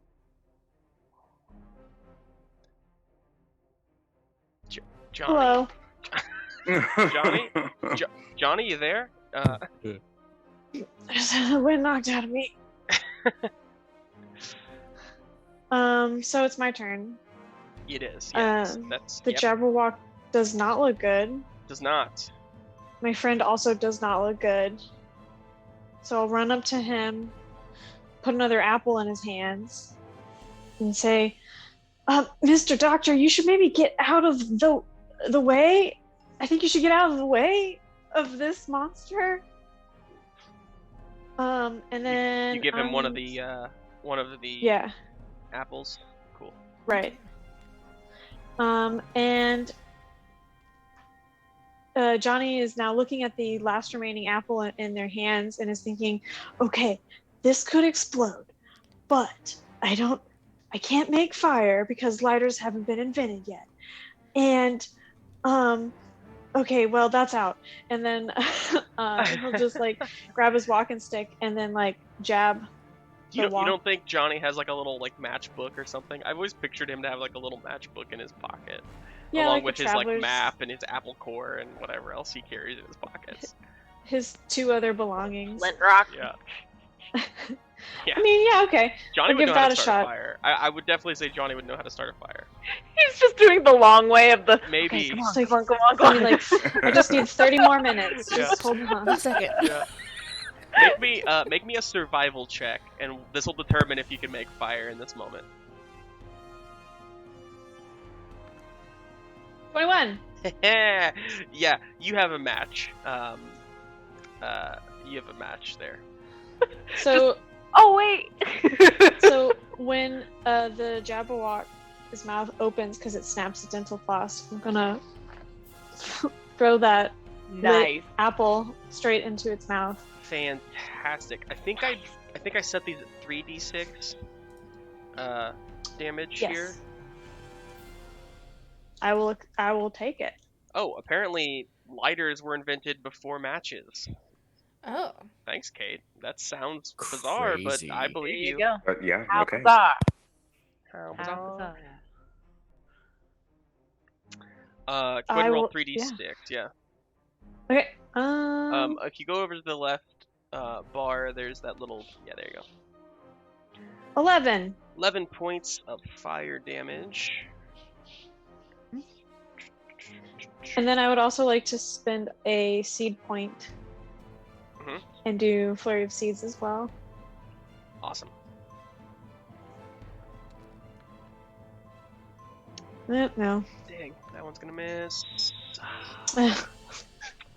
Yeah. Will miss. Damn. Dang. Okay. It's Okay. too windy. Johnny, you again, its mouth explodes from something. It does not like that, and it is actually going to take another of its legendary actions here. What else can it do? And it is going to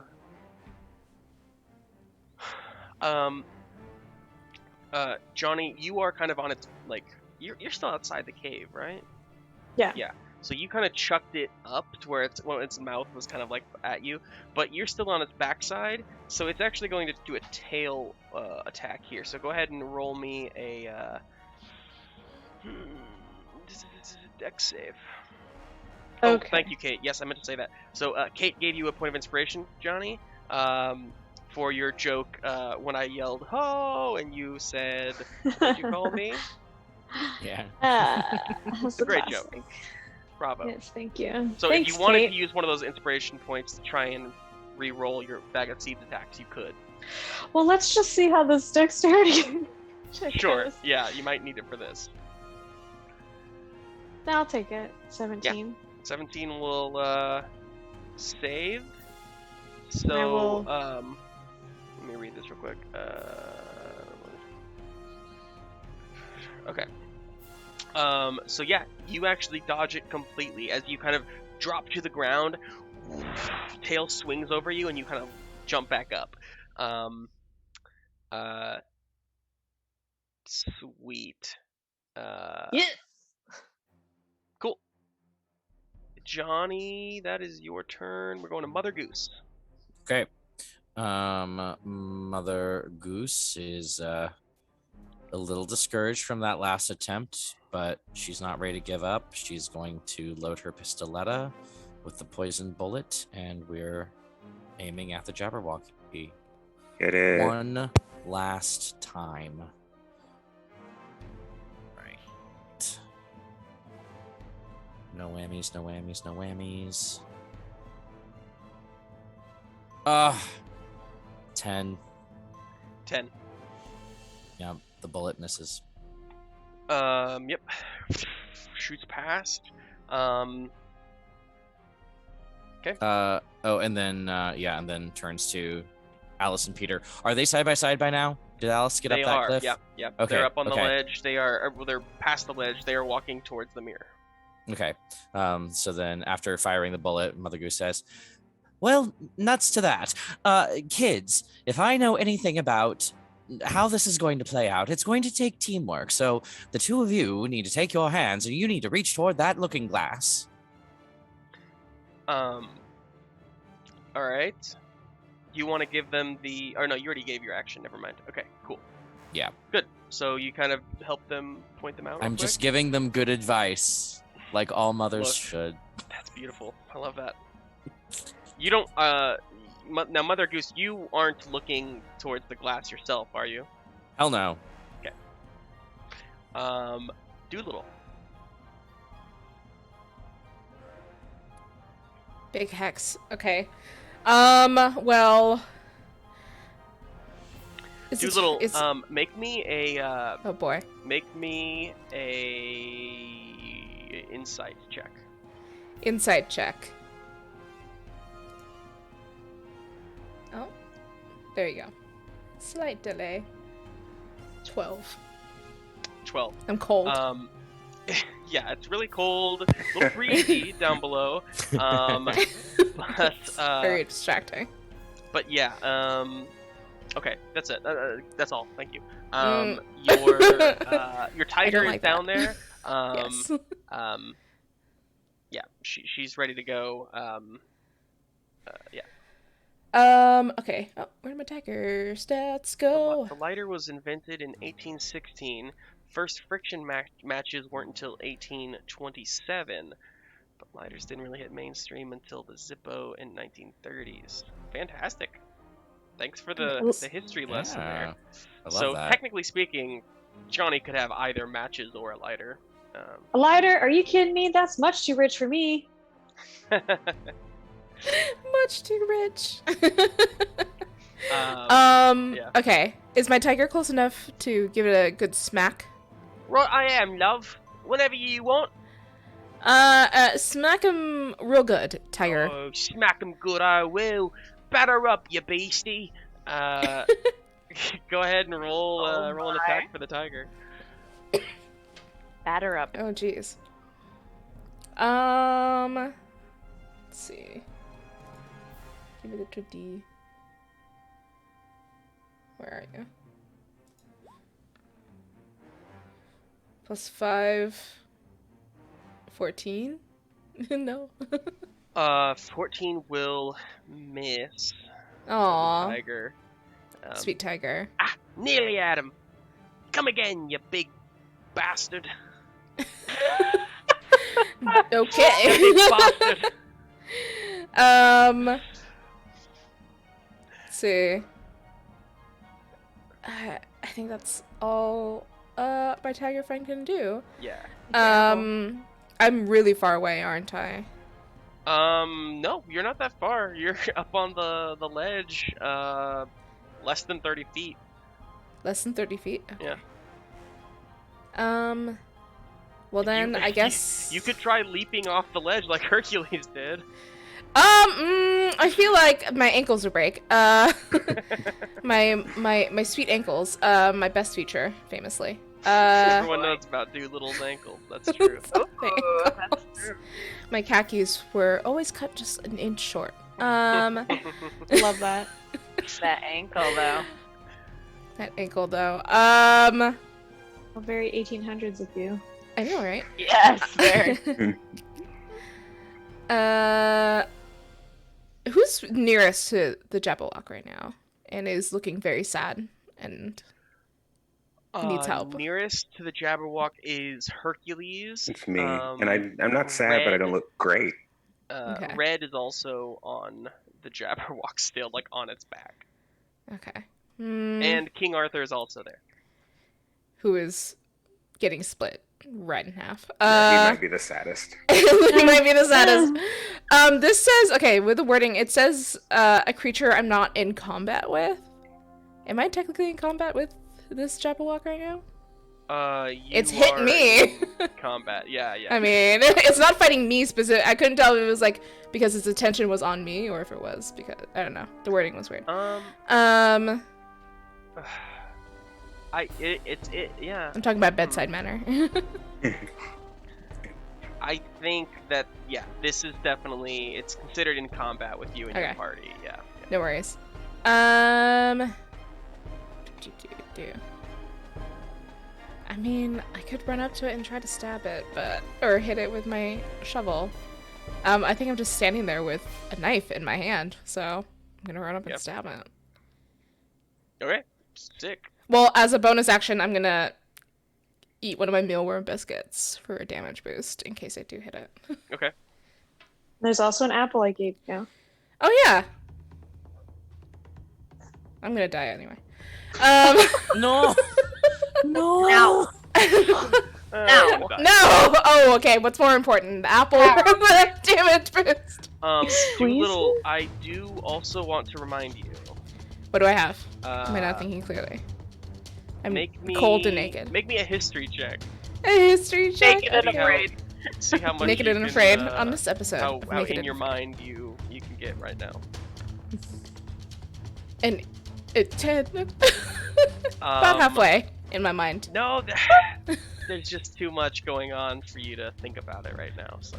Oh no. Heck, I'm distracted. Okay. Fine. I'll eat the apple. What was it? 2 D4s? 2d4 plus 2. 2D. Fruit. Ew. Many apples. Okay, so I get 9 hit points back. That's nice. Awesome. And then I'm gonna stab it. Do it. Do it. Okay. Do it. I don't have it on my sheet since I was just kind of handed this thing, so I'm just gonna roll. Where are you? I got 20. Natural 20. Dude. Oh. With my little knife. What are my stats for that? You can tell me. 80,000. 80,000. Oh. Yes. Sorry, this is for your TKO. knife. So I was distracted there for a moment. This is your knife. You got a natural 20. Yes. Okay. Yeah, and this was Red's knife that Red gave you, right? Yes. Okay. So then. Shoot, it has not left my hand ever since. Awesome. So I used it to eat the apple. It does 1d8, but since you got a natural 1d8. 20, that'll be 2d8. 2d8s. And you are not proficient in knives, so it's just gonna be the straight 2d8 there. All right.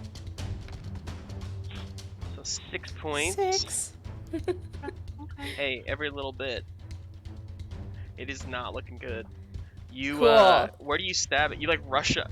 Wait, are you throwing it? Or are you jumping up on it? Or what are you doing? I'm going right up to it. I'm feeling a little wild. Okay. How, Yeah. Shirt off, with the natural dying, 20, feeling because you wild. rolled a looked- natural 20, Yes. I will say roll me either acrobatics or athletics with advantage. Okay. Let's see. I mean, same. Because you have to get I down have off the attack ledge of somehow. one. Oh yeah, that's right. Yeah.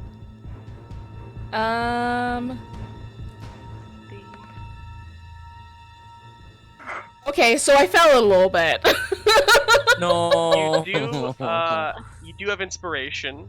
I do. I should again with advantage or adding it's just not gonna add help. One, just add one die roll. Okay. The single roll here. One From roll, Animal one roll. Magnetism from Kate from a little while ago. Amazing. I actually had one left over, so I have 2 in the bank. How many inspiration points do you guys have? Yeah, I'm just really inspiring. They're inspired. Okay. Straight roll. Go. There's always a delay whenever I do this, so I never know what to. There you go. 17. 17. Thank you, Kate. Kate is saving the party at this point. Seriously. So, Thank you. Dolittle, you actually do in much the same fashion as Hercules. Just like Cool. jump Superhero off. landing. You tuck and roll, and then and stab it. Like it doesn't do much damage to the Jabberwock, but it looked really cool. You look like a Neanderthal type person with your like little. I don't know. I pictured like tidy whiteys. I don't I know was what, thinking tiny ways. Yeah. but I look ridiculous. and I your know. little knife and like your tiger by your side. It's But your ankles are very strong. it's very Strongest savage ankles. land. Strongest, most beautiful ankles in the jungle. Solid. We catch you. Fantastic. Be an ankle model. Ankle model. Just ankle. Dolittle has a future. Okay, fantastic. You guys are having crazy turns, and this is really fun. Yay! Hercules, you're up. Okay, well, as long as everything up on the ledge is going well, I think Hercules is going to stay focused on the Jabberwocky and try one more time to see if he can't get this thing down. Yeah. So let's hit it. Murder. Murder. Let's go, Vorpal Sword. 23? Snicker, snack, love that attack. Okay, yeah, that hits. Do you want to do your second attack as well? Oh, yeah. Wow. I just forgot that I could do that. Hee. And 14, probably not. 14 will miss, but you got 16 slashing. That's insane. Thunder. And 1 thunder. So 17 points. Woof, y'all, woof. You slash, and you see like kind of at the base of its neck, just like more of that green ichor pouring out as it's starting to like lose its sound a little bit as it screams. It's getting choked up on its own blood. It does not look good. It does not look good for this Jabberwock. Hercules, roll me investigation or insight. Oh. Investigation, insight. I'll do insight. 15. As you slash the Jabberwock, you kind of look past it. You're not sure, like something kind of drew your eye, back that direction. And you can see the sky outside has turned from like a pinkish kind of like, sunset kind of color into like a hurricane type green. It looks haunting, those of you who are Midwesterners, like the sky when it's about to tornado and like you can feel it. That's kind of what it feels like right now. And with your inside of 15, Hercules, your assumption is that time is up. Y'all, there's a good chance that that this is like the final round, basically, before these two worlds collide permanently and possibly destroy each other. The Jabberwock almost seems to sense that same fact as it angrily rushes past you, Hercules. You can take an opportunity attack if you wish as your reaction. Is it rushing in or out of the cave? It's rushing in the cave. I think he's going to. Yeah, I think he has to. Yeah. Make me just a single attack. King Arthur will do the same. Oh. Yeah. Arthur missed as well. Both of you weren't expecting the Jabberwock to actually advance and not retreat from the position that you have it in. It rushes forward past you, kind of almost bowling you over as it kind of like, it's not flying, it's just kind of crawling its way back up into its little nest, where a lot of you others are. Trixie, Mother Goose, you two are still up in that nest, along with Peter and Alice. It gets up there, and it is, let's see, Mother Goose, you are kind of the farthest one back. I think Trixie's the only one that it doesn't really care about because it can't really see her. So it's going to do a few attacks here on Mother Goose, Peter, and Alice on its turn. As it kind of gets up into that loft. Okay, Mother, that is a 20 non-natural on you. Oh yeah, that hits. It's gonna miss on Alice, and it's a 22 on Peter. Let me do the damage rolls.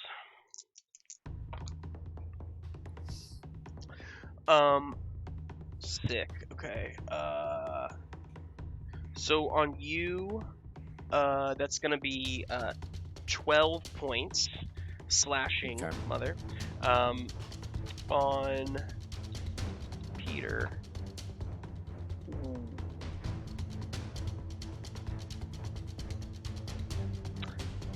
You see Peter drop. Cloth. Alice ducks out of the way. Peter gets caught up in it, and just like his body gets flung against the stone wall, and just like falls unconscious to the ground. Slash marks across his chest. Trixie. Nope. No pressure. Okay. Yeah, no pressure. Okay, Peter needs to get free. Yeah. Wake up. Now, I mentioned you can't heal anybody, but you can make a medicine check to try and stabilize Peter if you want to. I think that is what I will do.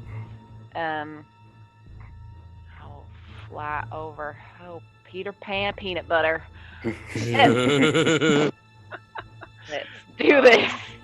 So roll a 10 or higher on this medicine check. All right, here we go. Oh, that's so good.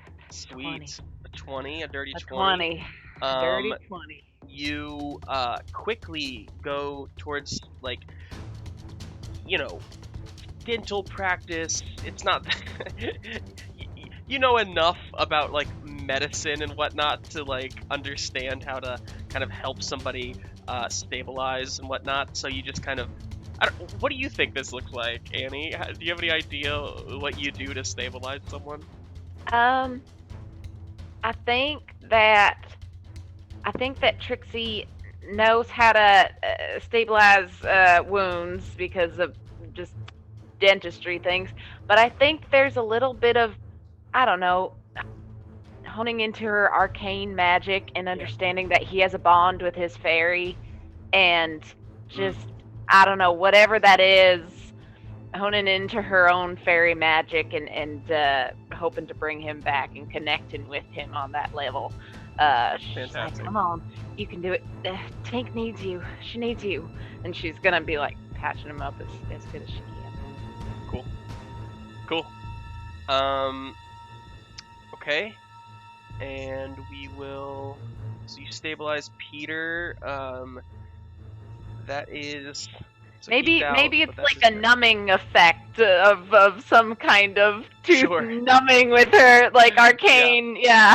You just kind of like touch a few like points on his face to kind of like hit some chi within him and yeah, there we go. Kind of keep his energies alive and whatnot. There we go. Alice is next to you watching, and she's kind of like huddled in the corner, like not really sure what to do. But you see there's kind of a switch in her. She kind of stands up and it looks really like, not angry, but just like determined. And she picks up Peter's like little blade that he had, and she just takes a wild swing at the nose of the Jabberwock. Here you go, girl. It's just gonna miss. She just kind of lashes out, and she says, "Back!" She found some bravery. Meanwhile, Red, who has fallen off of the Jabberwock, is going to try and climb.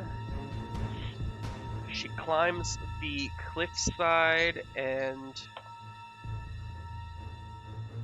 she hits. She's gonna stab the tail of the Jabberwock. Oh, dual ones. Wait, that's not even her attack. I was rolling the wrong damage die for her. Oh. Okay, that's actually better, ironically. Here we go. Man. Stabbing the tail.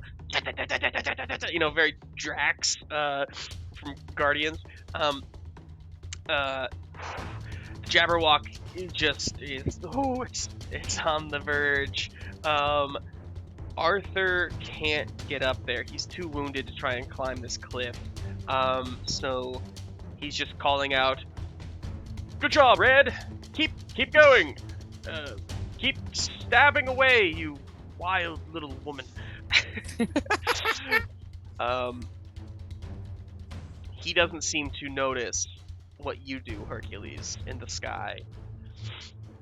Johnny, you do notice the sky. Standing out, you're the only one still outside, and you see the sky above you. Like, it's almost like a filter has switched and kind of like all in once shifted the colors of not just the sky, the whole surrounding world.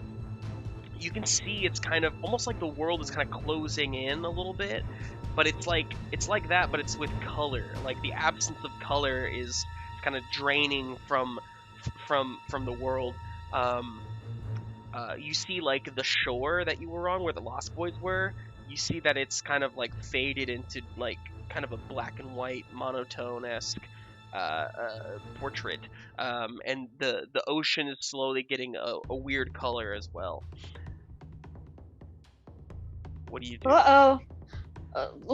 Looks like we're gonna have to RUNNOFT, guys. I guess I'm outside the cave. I see this happening. The Jabberwock is looking really hurt. Can I see the mirror at all from this vantage point that I've heard everyone talking about? Unfortunately not. The Jabberwock is completely covering that whole area from you. Okay.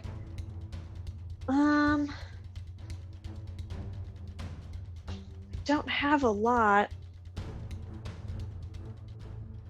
So I will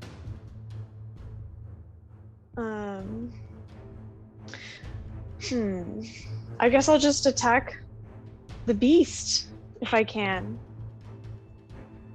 Run in and try and get. I'm thinking like I'd like to maybe even like climb up its tail and back and then like get my walking stick around its neck and just like pull back on it. Let's see. From where you are at the mouth of the cave,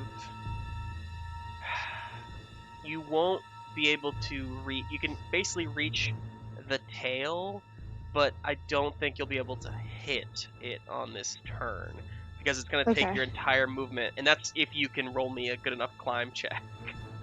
Well, I will just use my bag of seeds then for a ranged attack. There we go. Ooh, One good seed can change the world, Johnny. Well, it's a 17. 17. nice. 5 points of damage, Johnny. And you know what it is? It's gonna be a flurry of seeds. All the seeds. You have more attacks? Yeah, I'm gonna do it again 2 times. Okay. Woo, got an actual 20! Oh. On the third one. Johnny, with About that time. with that last attack, you fling a seed. You tell me, what does it look like when you defeat this Jabberwock? Oh, wow. That's a lot of pressure, Justin. I think... You give me an inkling and I'll take it and roll with it. Well, I think that the pressure of the outside changing world and Johnny's insightful nature puts a little bit of panic in his actions, and it's like that adrenaline push where he'll like flick the 2 last seeds from his bag of seeds, and then they just take on this like projectile, like more so, like more than just like someone getting flicked with the seed, but like almost like a piercing straight through the back of the just shimmers right underneath like one of its scales and just sticks in the worst way as Trixie, you and Mother Goose up front by the mirror, by its face, see it just give out this last bellow as it is defeated. Yes. Johnny has slain the dragon, and we have 1 turn left before the end of this round, I should say. And Mother Goose, what do you want to do? I'm just using my action to help, whatever that means. I don't know if she even knows how to help in this situation, but I think if Alice and Peter aren't reaching for that mirror together, I think she's like grabbing their hands and like moving their hands like in one motion. Interesting. And basically saying like, if you see a crystal, if you see something shining, if you see the heart of your story, grab it now. Okay. Boy, oh boy, oh boy. Make me an Arcana check, Steven. Okay.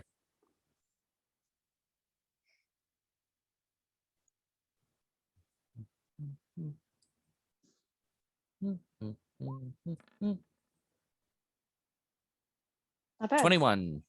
21. Nice. Mother, you recognize the magic as you feel the crystals literally just right there. You can practically feel it, and you take Alice's hand and you take Peter's hand, unconscious Peter, and Exactly. you just, as you move them towards the mirror, you see the mirror, like, as their hands get closer to the mirror, just on the other side of the mirror, like where Tinkerbell is, you see their hands, and you see their hands reaching for a crystal I that is knew it. between. It's not in your side, it's only Right. on the other side. Right. And as they reach and their hands clasp, literally, I just want to mention that, literally on the last turn before time was up. Oh, Guys, really fantastic. I want to believe it's because of Mother Goose's connection to children, you know. Yeah. exactly. The stories. You take these children by the hand and you guide their way to the crystal as it clasps in their hand. All of you Gosh. feel as like the Johnny the that bit of like monochromaticism. Is that a word? Sure. It is now. Has brushed past you and has got past the Jabberwock and has got to the mirror, and the hands clasp and it all freezes. Right. Each of you, um, you are not frozen. The world around you is frozen. The Jabberwock, who was kind of like giving out like a few last like death cries, just kind of stops. The silence around you, no more waves crashing. You remember there was kind of a volcano further in, deeper into like this caldera, and like the what am I trying to say, there was kind of a low hum of that, and it has stopped, and it's just silence, and you all hear the voice just behind you, basically hovering in the air. You see the man in the watch, and he says, "Well done. What do you say we put this to bed?" And he holds his hand out towards you, Mother Goose, and that is where we're gonna take a quick break. Ah. I have to go pee, and we'll take a quick break. We'll come back in just 5 minutes here, folks. We'll be right back, and we will put some sort of a finisher on this story. We'll see how it goes, but we'll be right back.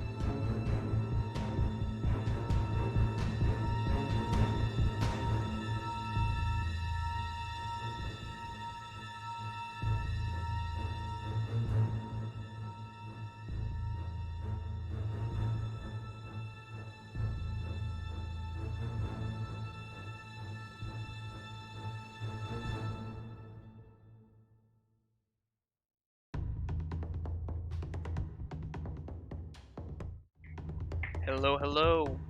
We are back. We are back with more. So we'll pick up right where we left off. I do need to retcon one small thing. I guess a rather large thing, really. I mentioned that he was looking at you, Mother Goose, when he said that. You do not have the crystal. It is actually Alice who is holding the crystal, and so he actually looks at her holding his hand Great. out. Now, I will mention he is, as I mentioned, he's hovering in the air. He doesn't look like he's hovering. He looks like he's standing on solid ground. It's just he's in the midair. It's kind of a weird thing. But he looks to Alice, who's about 20 feet away. The Jabberwock kind of died right in this kind of nest area, so they kind of have to. You, Mother Goose, Trixie, Peter, and Alice are all kind of like on the other side of the Jabberwock, but you could kind of walk your way around. I'll remind you everything is frozen, but you yourselves are not.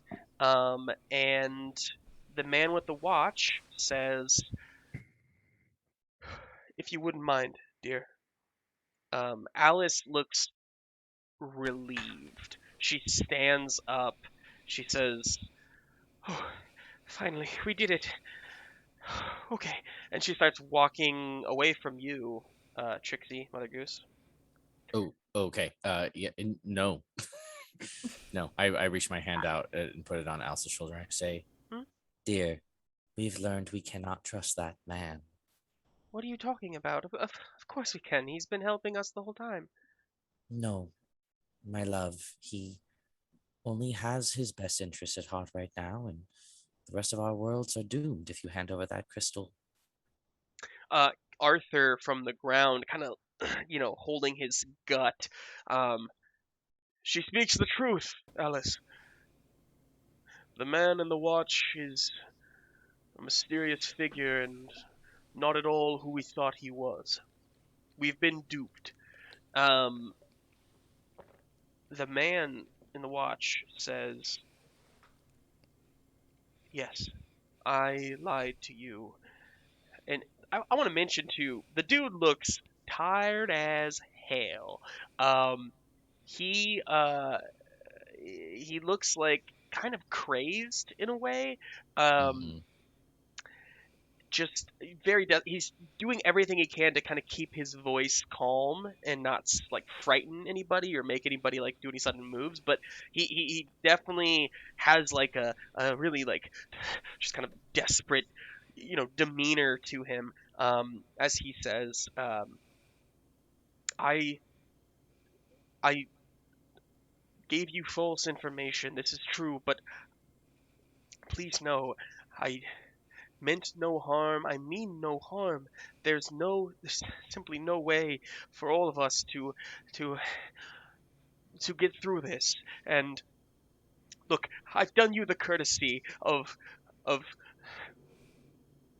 done you the courtesy of not freezing you all in time along with the world. I did that for you because I thought we could end this civilized in a proper way.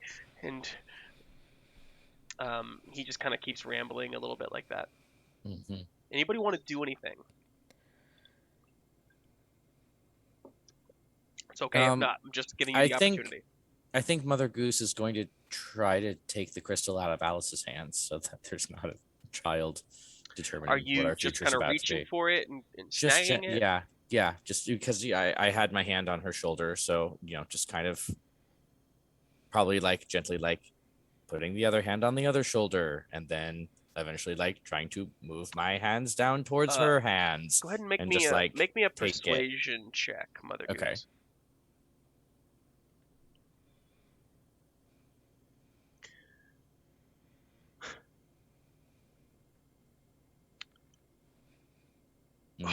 It's an 8. It's almost a 20. Did you guys see that? Yeah. Alice, when she feels you kind of reaching for it, she kind of quickly pulls it back up towards herself. Can I assist at all in this moment? In what way?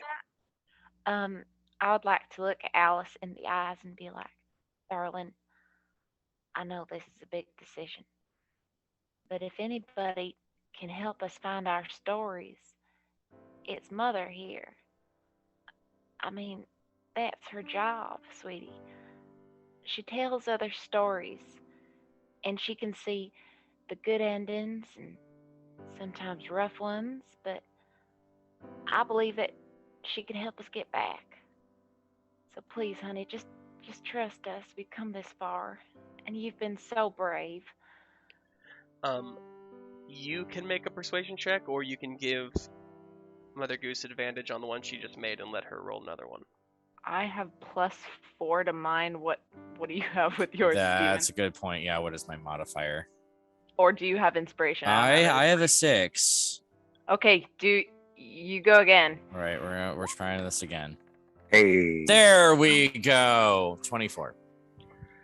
So with Trixie saying this, Alice she kind of looks back towards King Arthur, and she opens her hand, and the crystal is there inside.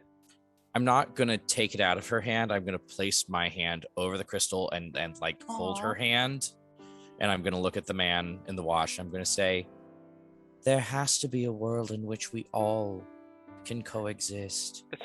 But I don't believe that that's your world, sir. I'm sorry to have to do this. We're simply out of time. And he reaches for his watch. You all see him do this. I reach for my pistoletta. Okay. Me too. I want to do something also. Okay. I'm not gonna have us roll another initiative here. Is this But- a time for me to use bedside manner and tell him to stop? Hat. We're gonna take this in the order that you all said it. So first, Mother Goose, go ahead and roll your attack. I'm actually not going to shoot him. I'm going to cock the gun. Just going to pull the hammer back and aim it at him and say, if anyone's out of time, sir, I believe it's you. Yes. Make an intimidation check for me. And then I'm going to just kind of mutter and say, Doctor dear, if you're not on death's door, I think you might need to intervene. Mm-hmm. 12 from what I said to the man. He says, he sees you pointing the pistoletta at him. He kind of shrugs it off. And Johnny, what were you gonna do? Well, now knowing how this is all kind of shaking out to be, Johnny's just gonna sneak up from the outside of the cave, sneak up behind him, so that they can have a jump on him later if need be. Just be like, and wait. Okay. Oh boy. Make me a stealth check, Johnny. Stealthy. 18. Those bare Be feet. good. Okay. And finally, Dolittle, you wanted to do something? Yeah, Dolittle is feeling very haggard, tired, and he's back to feeling pretty scared, so he's giving scritches to my lovely British tiger friend. And just says, That's please, what they love. That's it. and make sure, he's a professional, so he's keeping his hand on the spot that he knows Doing is that best. thing where it's like, Yeah. the leg. Multitasking. And says, please, don't touch that. We can figure this out. These people are incredibly smart and can figure out just the worst circumstances, and I'm still somehow alive, so I think we've worked so hard. I think you owe us this, to just give us a second to figure this out, please. Okay. And This is using his bedtime manner to be calming. This is a charisma saving throw. So 13. He has to be a 13. Okay. Please. Charisma is somewhat high. That's so nice. Let's see how this He's gonna roll goes. in that one. So He I am naked. looks at you. Yeah.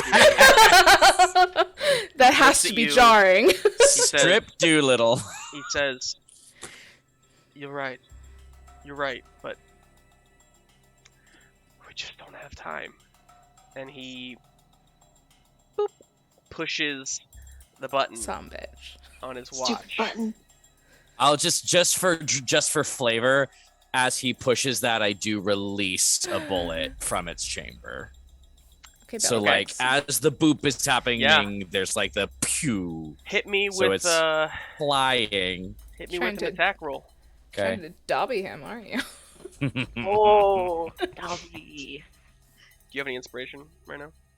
Harry Potter. Just I curious. do not. 16 to hit. I also wanted to jump on his back if given the chance of him doing something like that. Koala him. Okay, is that what you were Well. waiting for? Yeah. Okay, sure. So, he presses the button. As he does, shot goes off, slow motion. Johnny leaps up onto his back. Actually, Johnny, he's hovering in the middle of the air. I don't think you can get up that high. I'm very sorry. Pants enough. him. You try Pants to like him. reach up to him, you can't reach him. But the bullet does hit, Oh, shit. and Oh, it just hits him right in the chest. I was gonna say Um, I was aiming for the watch, but I'll take chest. That's fine. Yeah, the watch would have been I probably would have given you disadvantage if you were trying to hit the watch. Right. It's a much harder target. Shot right through his chest, and he presses the button, but he falls and just hits the ground, and immediately the ocean waves crashing. You hear the noise. You hear the Jabberwock's last breath as his body kind of like stops shuffling around. You feel that hum come from the volcano again. Time has stopped. It's frozen. It's no longer frozen, and you have he no longer is holding time frozen here, and you would think probably anywhere else either. All of your worlds that were being held in frozen in time are no longer being held, and you all just stand there for a moment, unsure of what this means, of what to do. And that color, Johnny, that you noticed, that all of you now notice, the absence of color has finished its collapse, if you will, on the mirror, on the crystal specifically that Alice and Mother Goose are holding, and color has faded from the world. And all of you just wait. Just hold your breath for a moment, because you don't know, is this the end? Do these worlds now explode like he thought they would? Are they going to get crushed? Are they going to fold flat and just implode each other? And nothing happens. And then the crystal glows.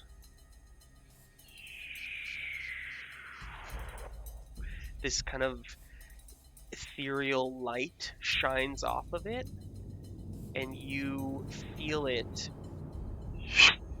and color shoots across the the cave, the ocean, the island, the world, the sky, everything is colorful once more. And the combinations, like the parts of Wonderland and the parts of Neverland that were once kind of like jarringly shifted and forced together, have now found a smooth harmony where they've morphed into together into pieces, whereas before it was two pieces of a puzzle trying to kind of lay flat, but they didn't fit right. It's now the puzzle has changed and all of the pieces are in place. It's just a different picture, and you're not dead. The worlds didn't explode, and as the man in the watch lays there, kind of holding himself, I don't understand. This, but we're still here. Time ran out. What does this mean? It means I was kind of right. Maybe there is room for us after all.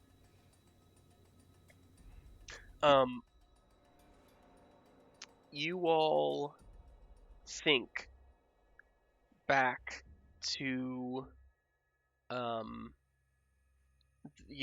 last time that he explained to you kind of what his theories were, right? And he mentioned that truly he didn't know for certain what would happen when two worlds ran out of time and collided completely with each other. His assumption was that they would explode, and it's now proven, at least in this situation, that that was false. They did not destroy each other. They found harmony with each other. And it's that thought that sparks Trixie in you, that same resounding thought you had when you stared at the mirror pops back in your head. There's always room for compromise. These two stories don't need to shut each other out. And Hercules, you think of the thought that you had. Second chances are where new stories are made. And truly, these worlds have just found a new story. But then all of you are drawn back to the man in the watch as he says, but this doesn't mean anything, because even if these worlds collide, there's only enough energy for one world to survive. These crystals were being drawn to each other, and they were collapsing in on each other. There's only... What does that mean? Maybe we made one story. What? We're still here, aren't we? Maybe it's one story now. If the crystals can only power one world, maybe that means we all belong to one world. He's breathing heavy. You see that gunshot is starting to kind of take its toll. Oh, no. He was already so ragged. You can't imagine the amount of strain his body has been in trying to keep all of these worlds frozen. He lays there and he says,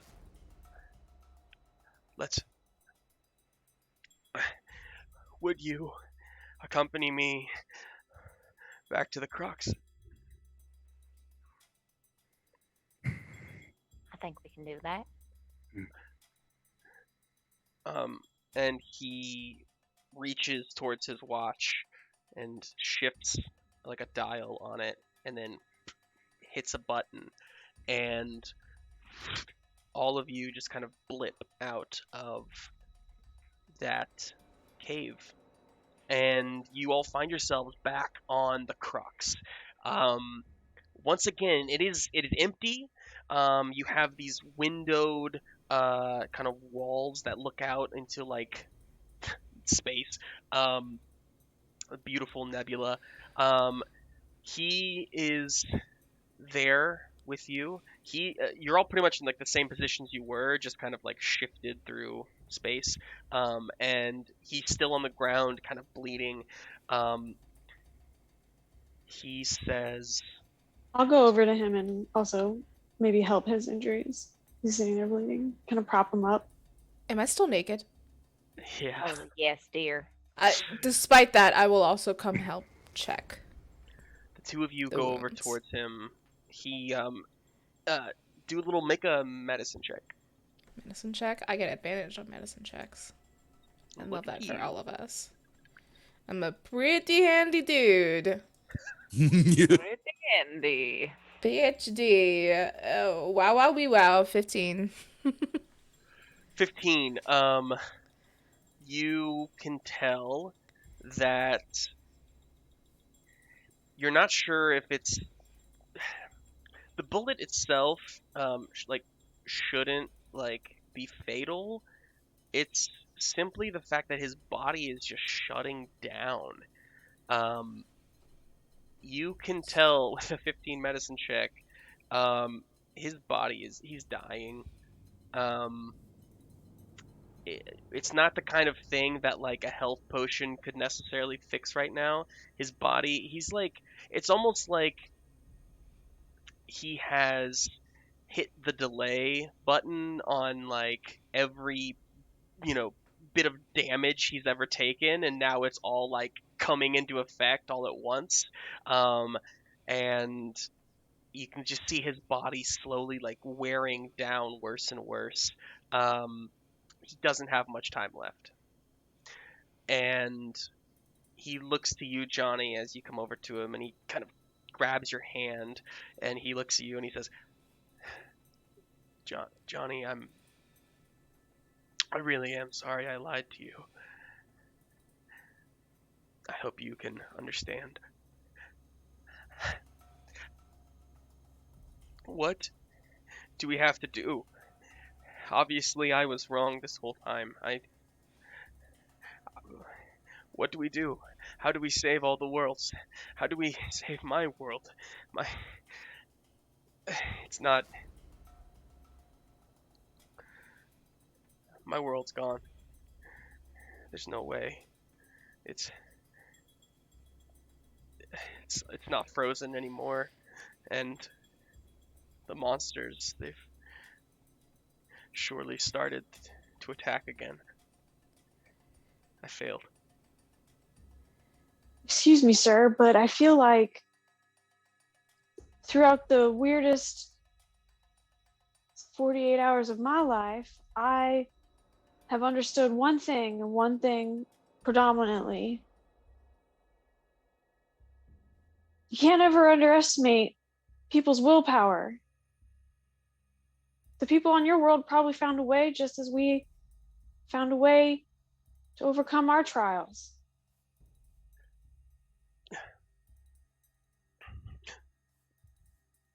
Maybe.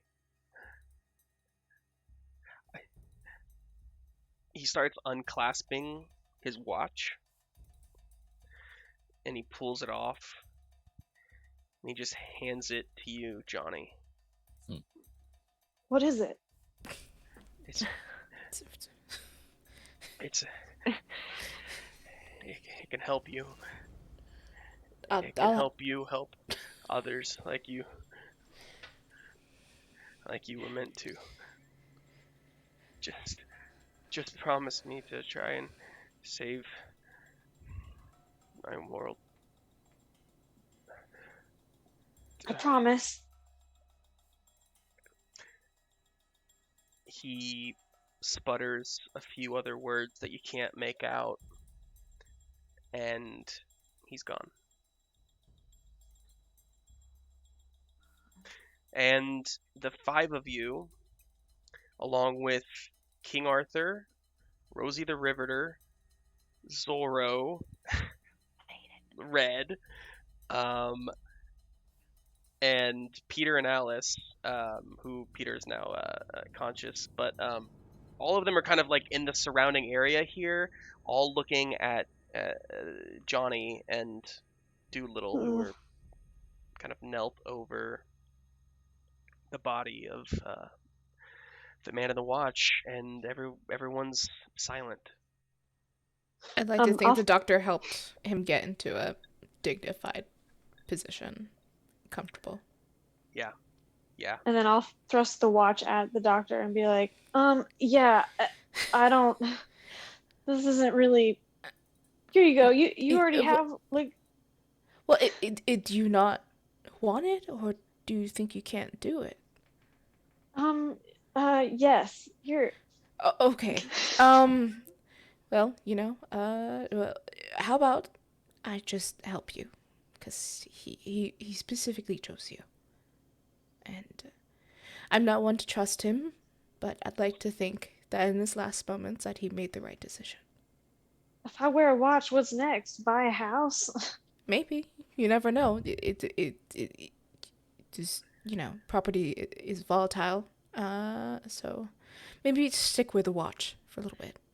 So Johnny will put the watch on, but it looks 500% out of Looks place goofy. on the rags, the no shoes, a canvas sack, dirt Is it an Apple smudges. Watch? Please. It's an Apple Watch. Oh, It has please apps. let me give that a point of inspiration. I hate it. I love it I think so it looks mighty much. fine on you there, Johnny. Yeah. Probably Besides, a little too I'm- big on his skinny wrist. Yeah. Johnny, Well, you now feel this watch on you. Although you don't understand it, you do grasp its, the power that it contains. It's not magic like what's inside of you. It doesn't give off a magical feel to it. It is truly science, something that is far out of your grasp of understanding, but you also just feel the weight of the responsibility of wearing it. Oh, geez. Regardless, you all think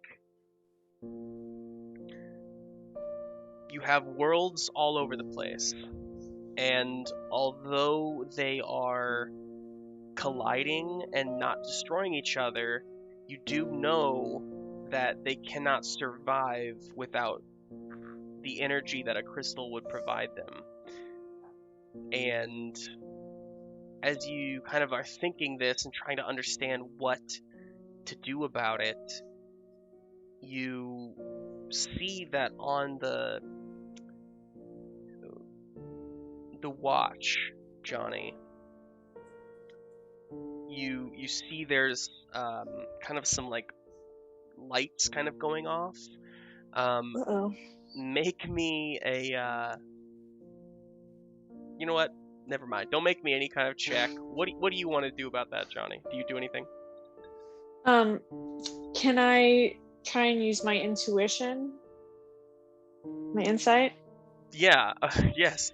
It's like Because otherwise it's just Yeah. gonna blindly push buttons. I make did me- say I was gonna help with the yeah, watch. make an insight with advantage.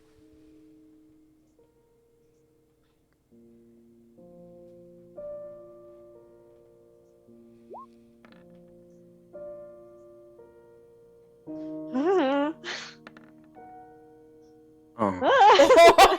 Oh, buddy. Johnny, you are truly not Uh. sure what this means. What do you want to do? Yeah, I'll just turn back to the rest of my friends, and just be like, it's doing something. I don't know what it's doing. Flashing lights. All right. Well, we'll help you, Sugar Lump. Let's see. Doctor.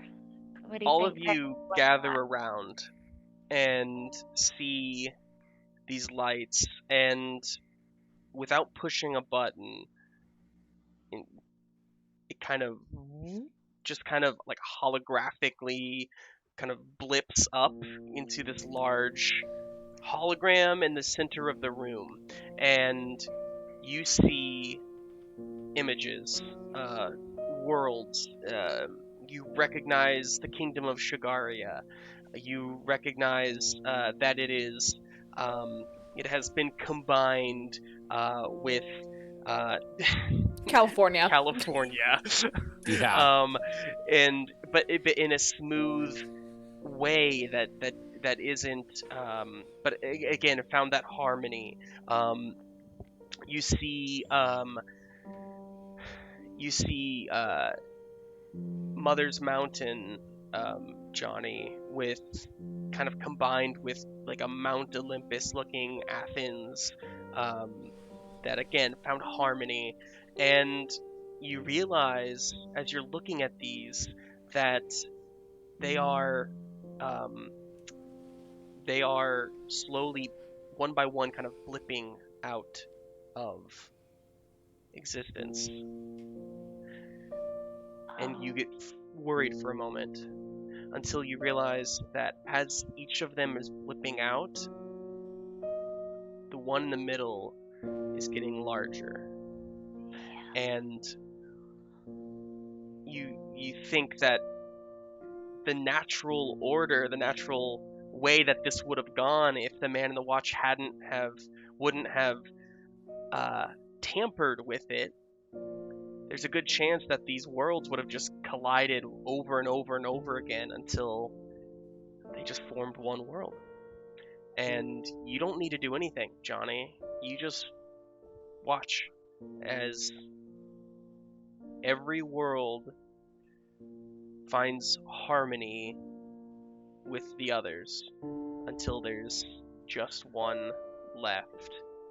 And you see Alice, who holds the crystal out, and she says, What shall I do with this? And it gives off that glow again, like it did before, and it disappears in her hand.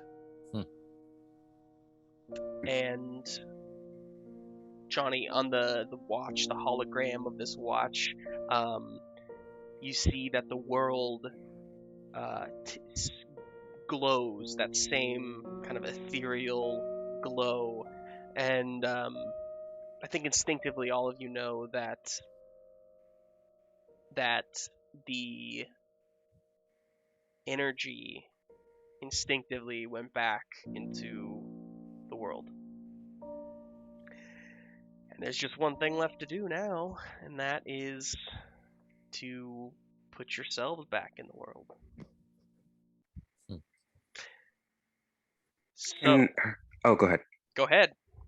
I was just going to ask if Hercules can check and see, not if there's any way to move this holographic map or search within it, but see if he can find the man with the watches world to just see what's going on over there. Sure. Make me an investigation check.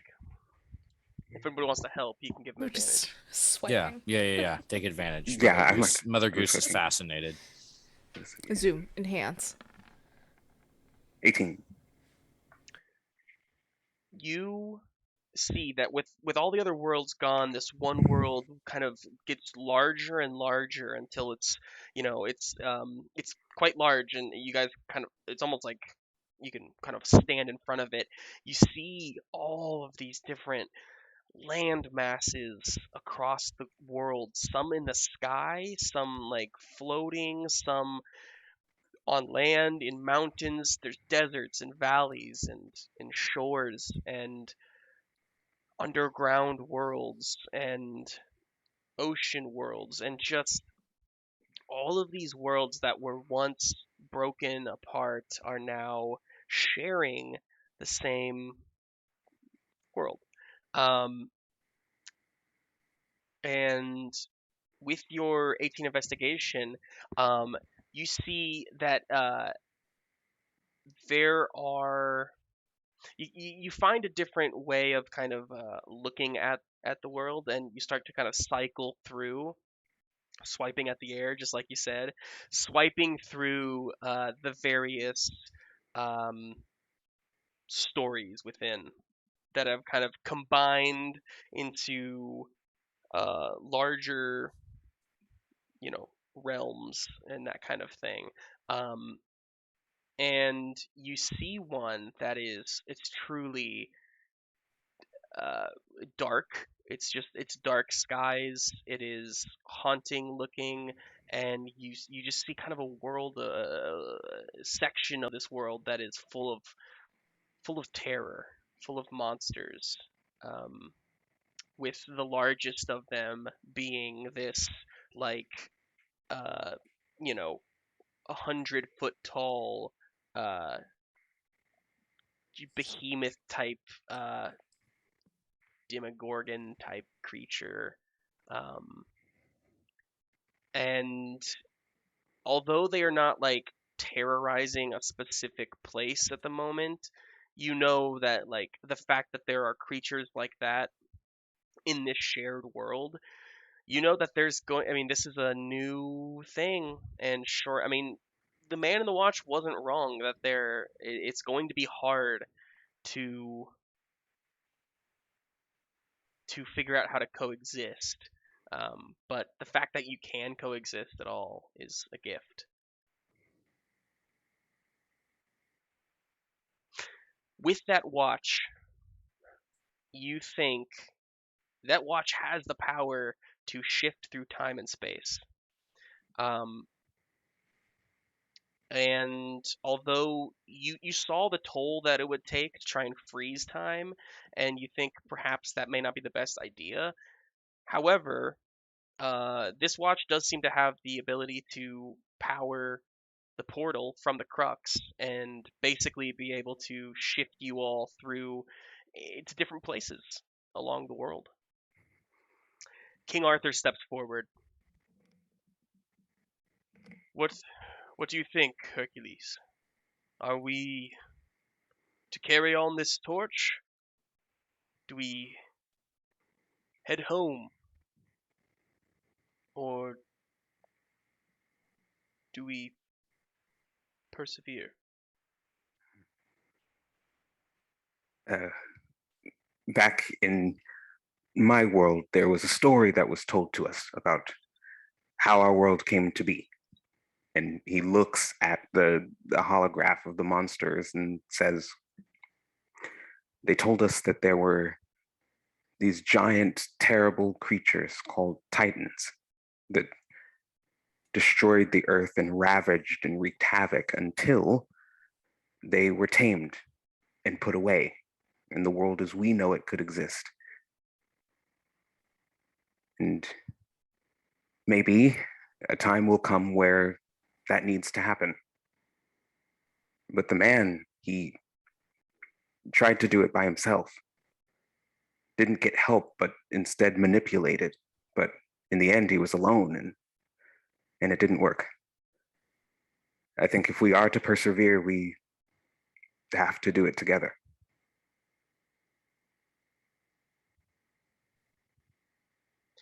I agree. Arthur says, and I. And then Red just goes, and like Oh, rushes up fuck. next to Johnny, puts her arm like within yours, Oh, oh, Oh my. oh. and then Johnny, she just licks Hello. your cheek. Oh. Wow. Mother Goose breaks that awkward silence, saying, "For every evil under the sun, there is a remedy or there is none. If there be one, seek till you find it. If there be none, then never mind it." And I think that's the way things ought to go.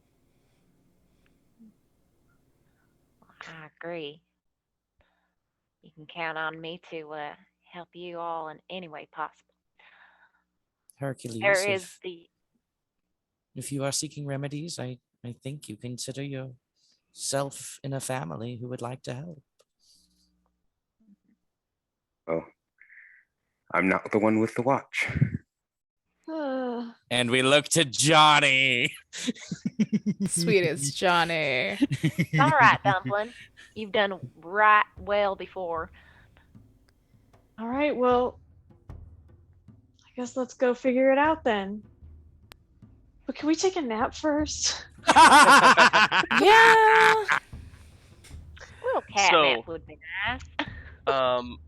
Dolittle, as the rest of them kind of figure out what they want to do and whatnot, you can't help but think back to your wildlife reserve, what it may look like now, and you look at this large, like, demogorgon creature, and you think, oh my gosh, like, that's terrifying. Like, what if that came to my to my home?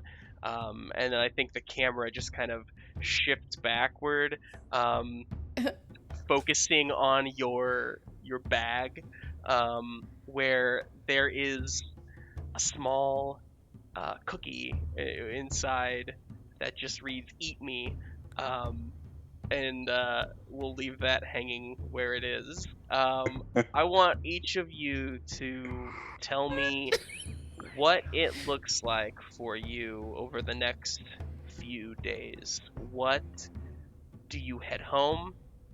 Do you what does the future hold for each of you as we wrap up this story? Wow. Anybody can start. I think Mother Goose goes back to her nursery, which is like the cooperative that she runs with all of her nursery rhyme characters who are all on contract in Tinseltail Town. And I think she announces a sabbatical. I think in all of her years of helping the children and achieving success, she's never taken sabbatical. She's always just devoted herself to those kids specifically, and to building up her name in Tinseltail Town, especially when she could no longer accumulate her fortune off of the golden goose. And I think she asks Johnny Appleseed if they would be willing to have her as a companion, as a traveler in whatever comes next in their journeys. Before you get to Johnny, Pinocchio, geez, Mother, does that mean that I get a promotion? Do you want me to take over? Because I've taken lots of notes here, and I think it may be time. Pinocchio, I left very specific instructions with Geppetto, but I'm sure that he will oh, sure. need all of your help. No worries. It's all Pinocchio. I love being an assistant anyway. Pinocchio, your day will come. Your day will come. It really will. So you leave Golden Goose. Was it Golden Goose Studios? Yeah. Or the Golden Egg, right. Golden Egg Or Studios? Golden Egg Studios. And then, sorry, Johnny, I cut you off. Was there anything you wanted to say in that moment? No. I was just gonna springboard off of what Johnny would do. Sure. So I think in a lot of the similar way that their whole adventure was started in the first place, that kind of brought them that notoriety, they will selflessly throw themselves into helping every single person that they come across, making companions and friends along the way, and eventually, maybe with a little bit of peach fuzz now coming in, we'll go back to what was it, Mount Mother, Mount's Mountain, yeah. Mother's Mountain, and try once more to reunite his broken family of Nathan, George, Ginny, Oh my gosh, Yancy, yes. and Ulysses. How could you? So good. So good. So good. Beautiful. I love that. Well, I think Trixie definitely goes back to Shigaria, She stands up to her father, finally, reminds him that she knows that he's been sad since Mama's died, and, well, it's time that he picks up himself and starts acting like a real king, and, well, maybe it's time for him to retire, actually. And she will start showing up more for him and taking over things in the kingdom and eventually take over.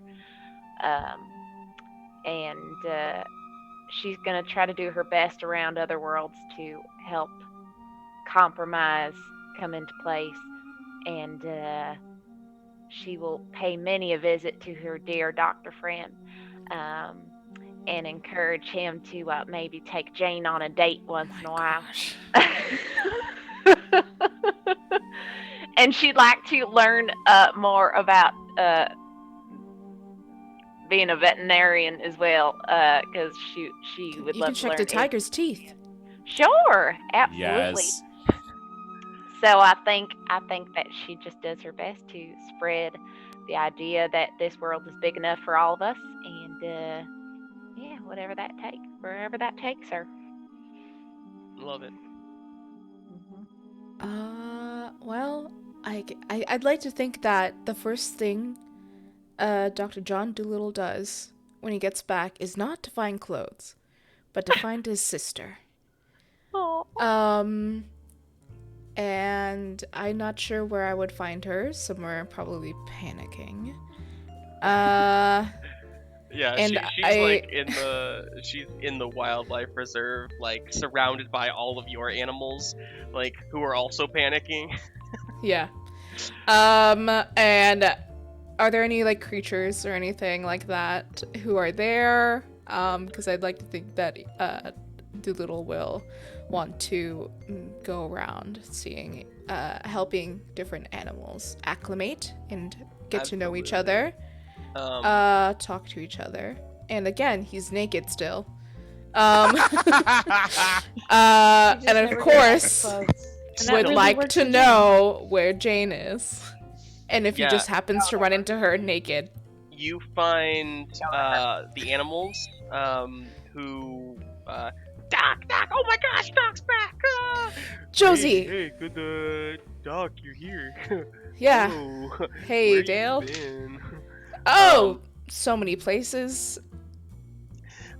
They all your sister just like holds you and hugs you for a long time, and you hear like a and you turn around and see Jane is standing there, and she says, Dr. Dolittle, are you quite all right? Never better, Jane. And I take my little doctor satchel and just very casually move it in front of my hips. Hi. I must say this look is really working for me. I knew it. And I asked Josie to very kindly go find me fetch me a mint from the tavern. Fantastic. I wanted to be there. Or maybe you are there because you're just up in my business like that. That's true. She's that friend. This is the first day of me being back. But yeah, as far as his long-ended story, I'd like to think that he told Jane about his adventures and his new affinity to wearing his khakis maybe just a little bit higher to really show off his industrial ankles, and his shirt buttoned down a little bit lower. And again, yeah, his end game is going around, meeting all the new creatures in his world, helping them all acclimate and assimilate with each other as harmoniously as possible. Frequently sends little telegrams via Josie to all his friends. Writes to Johnny and says, looks like you have a whole new map to play with that isn't made of cardboard. Oh. Hope you're doing well. Let me know if you need any help. Sure wish I could read this. Oh man! If Mother Goose is there, Mother Goose will read it to Johnny. There you go. I wish I could. That's Pain. funny. That's Oh, really so Yeah, funny. and he decides to keep the reserve open, but it's sort of a come and go situation, an oasis for different creatures to Yeah. come and get help should they need it. Jane also tells you that she would like to continue her work rescuing animals, and that there's a much larger world to explore and save animals within. I volunteer to go with her, and I always have my knife from Red on me. Amazing. Aww. Darrington. Oh yeah, right. The first thing, first, before Hercules goes back, he asks Alice's permission if it's okay for him to keep the Snicker Snack. And upon blessing, returns back to Athens and calls a meeting, which isn't very hard for him to do, with as many citizens who are able to fit into the square as possible. Hercules, he's back! Where were you? And there, Hercules admits to the crowd and the public that the labors that made him famous were all a sham. Collective. Whoa. That there was either someone stronger who came along, or a gust of wind that blew a boulder, or a fleece right at his feet that was able to make him look as fearsome and as heroic as he always had. And then he calls his brother Iphicles up and presents the Snicker Snack to him. And Says, Ah. "Mhm. Iphicles looks at it, looks to you, and announces to the crowd, he says, "My brother, everyone, has finally become the man I knew he was. This belongs with you." Thank you, but the people here need someone to protect them. Someone who's always been able to, and now with the proper armory. But there is a new labor that I have to take on. This world is much larger than any of us knew, and making sure that it stays safe is something that no one can do alone, I've learned. So I think this should stay with you, and I'll go to make sure that the worlds and realms far beyond this one have an ally, to make sure that they don't have to police themselves alone either. But if I'm ever gone too long, all you need to do is find a boy with a watch. He knows how to reach me, and if he calls, I will come home. The crowd has dispersed at this point, and the two of you are just having this conversation. He says, "Well, I don't know what a watch is, but that sounds It says, Hercules, It's okay. I just learned yesterday." It's made by Apple. And just like in that vision, you see him say to you, "I'm so proud of you." And he says, "I will take this," taking the Vorpal sword. He says, "But know that I'm just holding on to it. And when you need it, it'll be here, along with me." And he gives you a big hug. And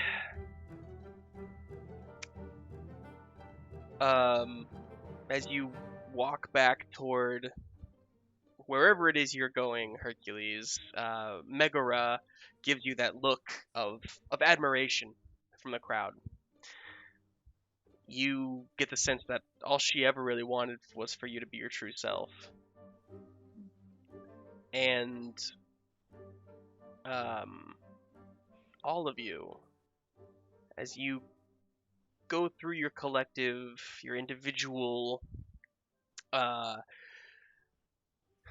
journeys in this new world, you all have moments, you check in with each other, even if some of you are spending more time on the crux than others, maybe. I think there's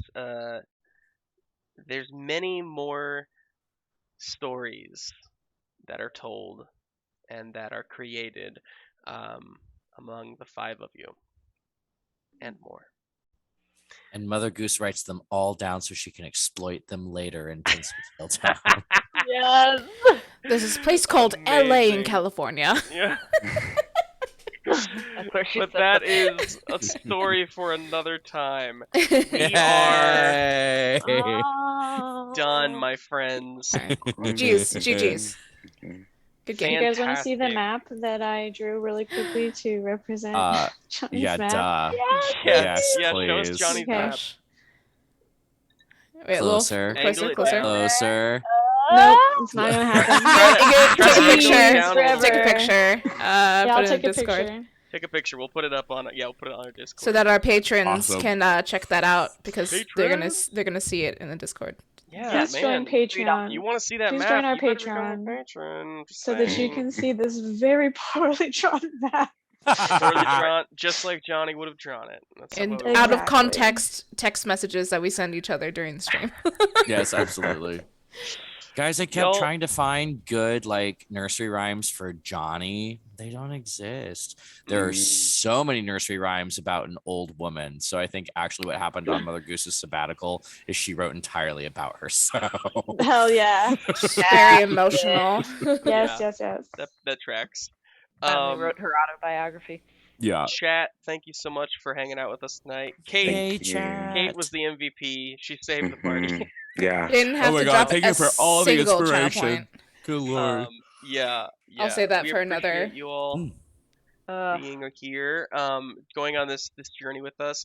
This was only a 6-episode arc, y'all, and I feel like we've been at this for a while. It's been so fulfilling for me. Very You know, fun. this is one of those homebrew type things that just gives me so much joy. That I usually play like on a Saturday with some friends or something like that, like once a year. I don't do a lot of homebrew stuff, and so being able to do this on stream with the 5 of you has just been very special for me. So thank you for just jumping head in. Honestly, like head first, you just collisions of all these different public domains, and you all just went with it. So thank you for that. It was so Thank much you, fun. Justin. Thank you. Very good. Happy to be here. So hey everybody, we will be back, not with this show, but with Marvel Heroic Role Playing Emergence Protocol Part 2. If you want to check out Part 1, it is on YouTube right now. Go watch it. Darrington is in it. He plays Black Panther. He is fantastic. I am in it. I play Robbie Reyes, Ghost Rider. Dark Plane DM is the DM. It's a great one. So Part 2 is coming this Tuesday. Yeah, Tuesday, 8:30, I believe. Tuesday, 8:30, something like that.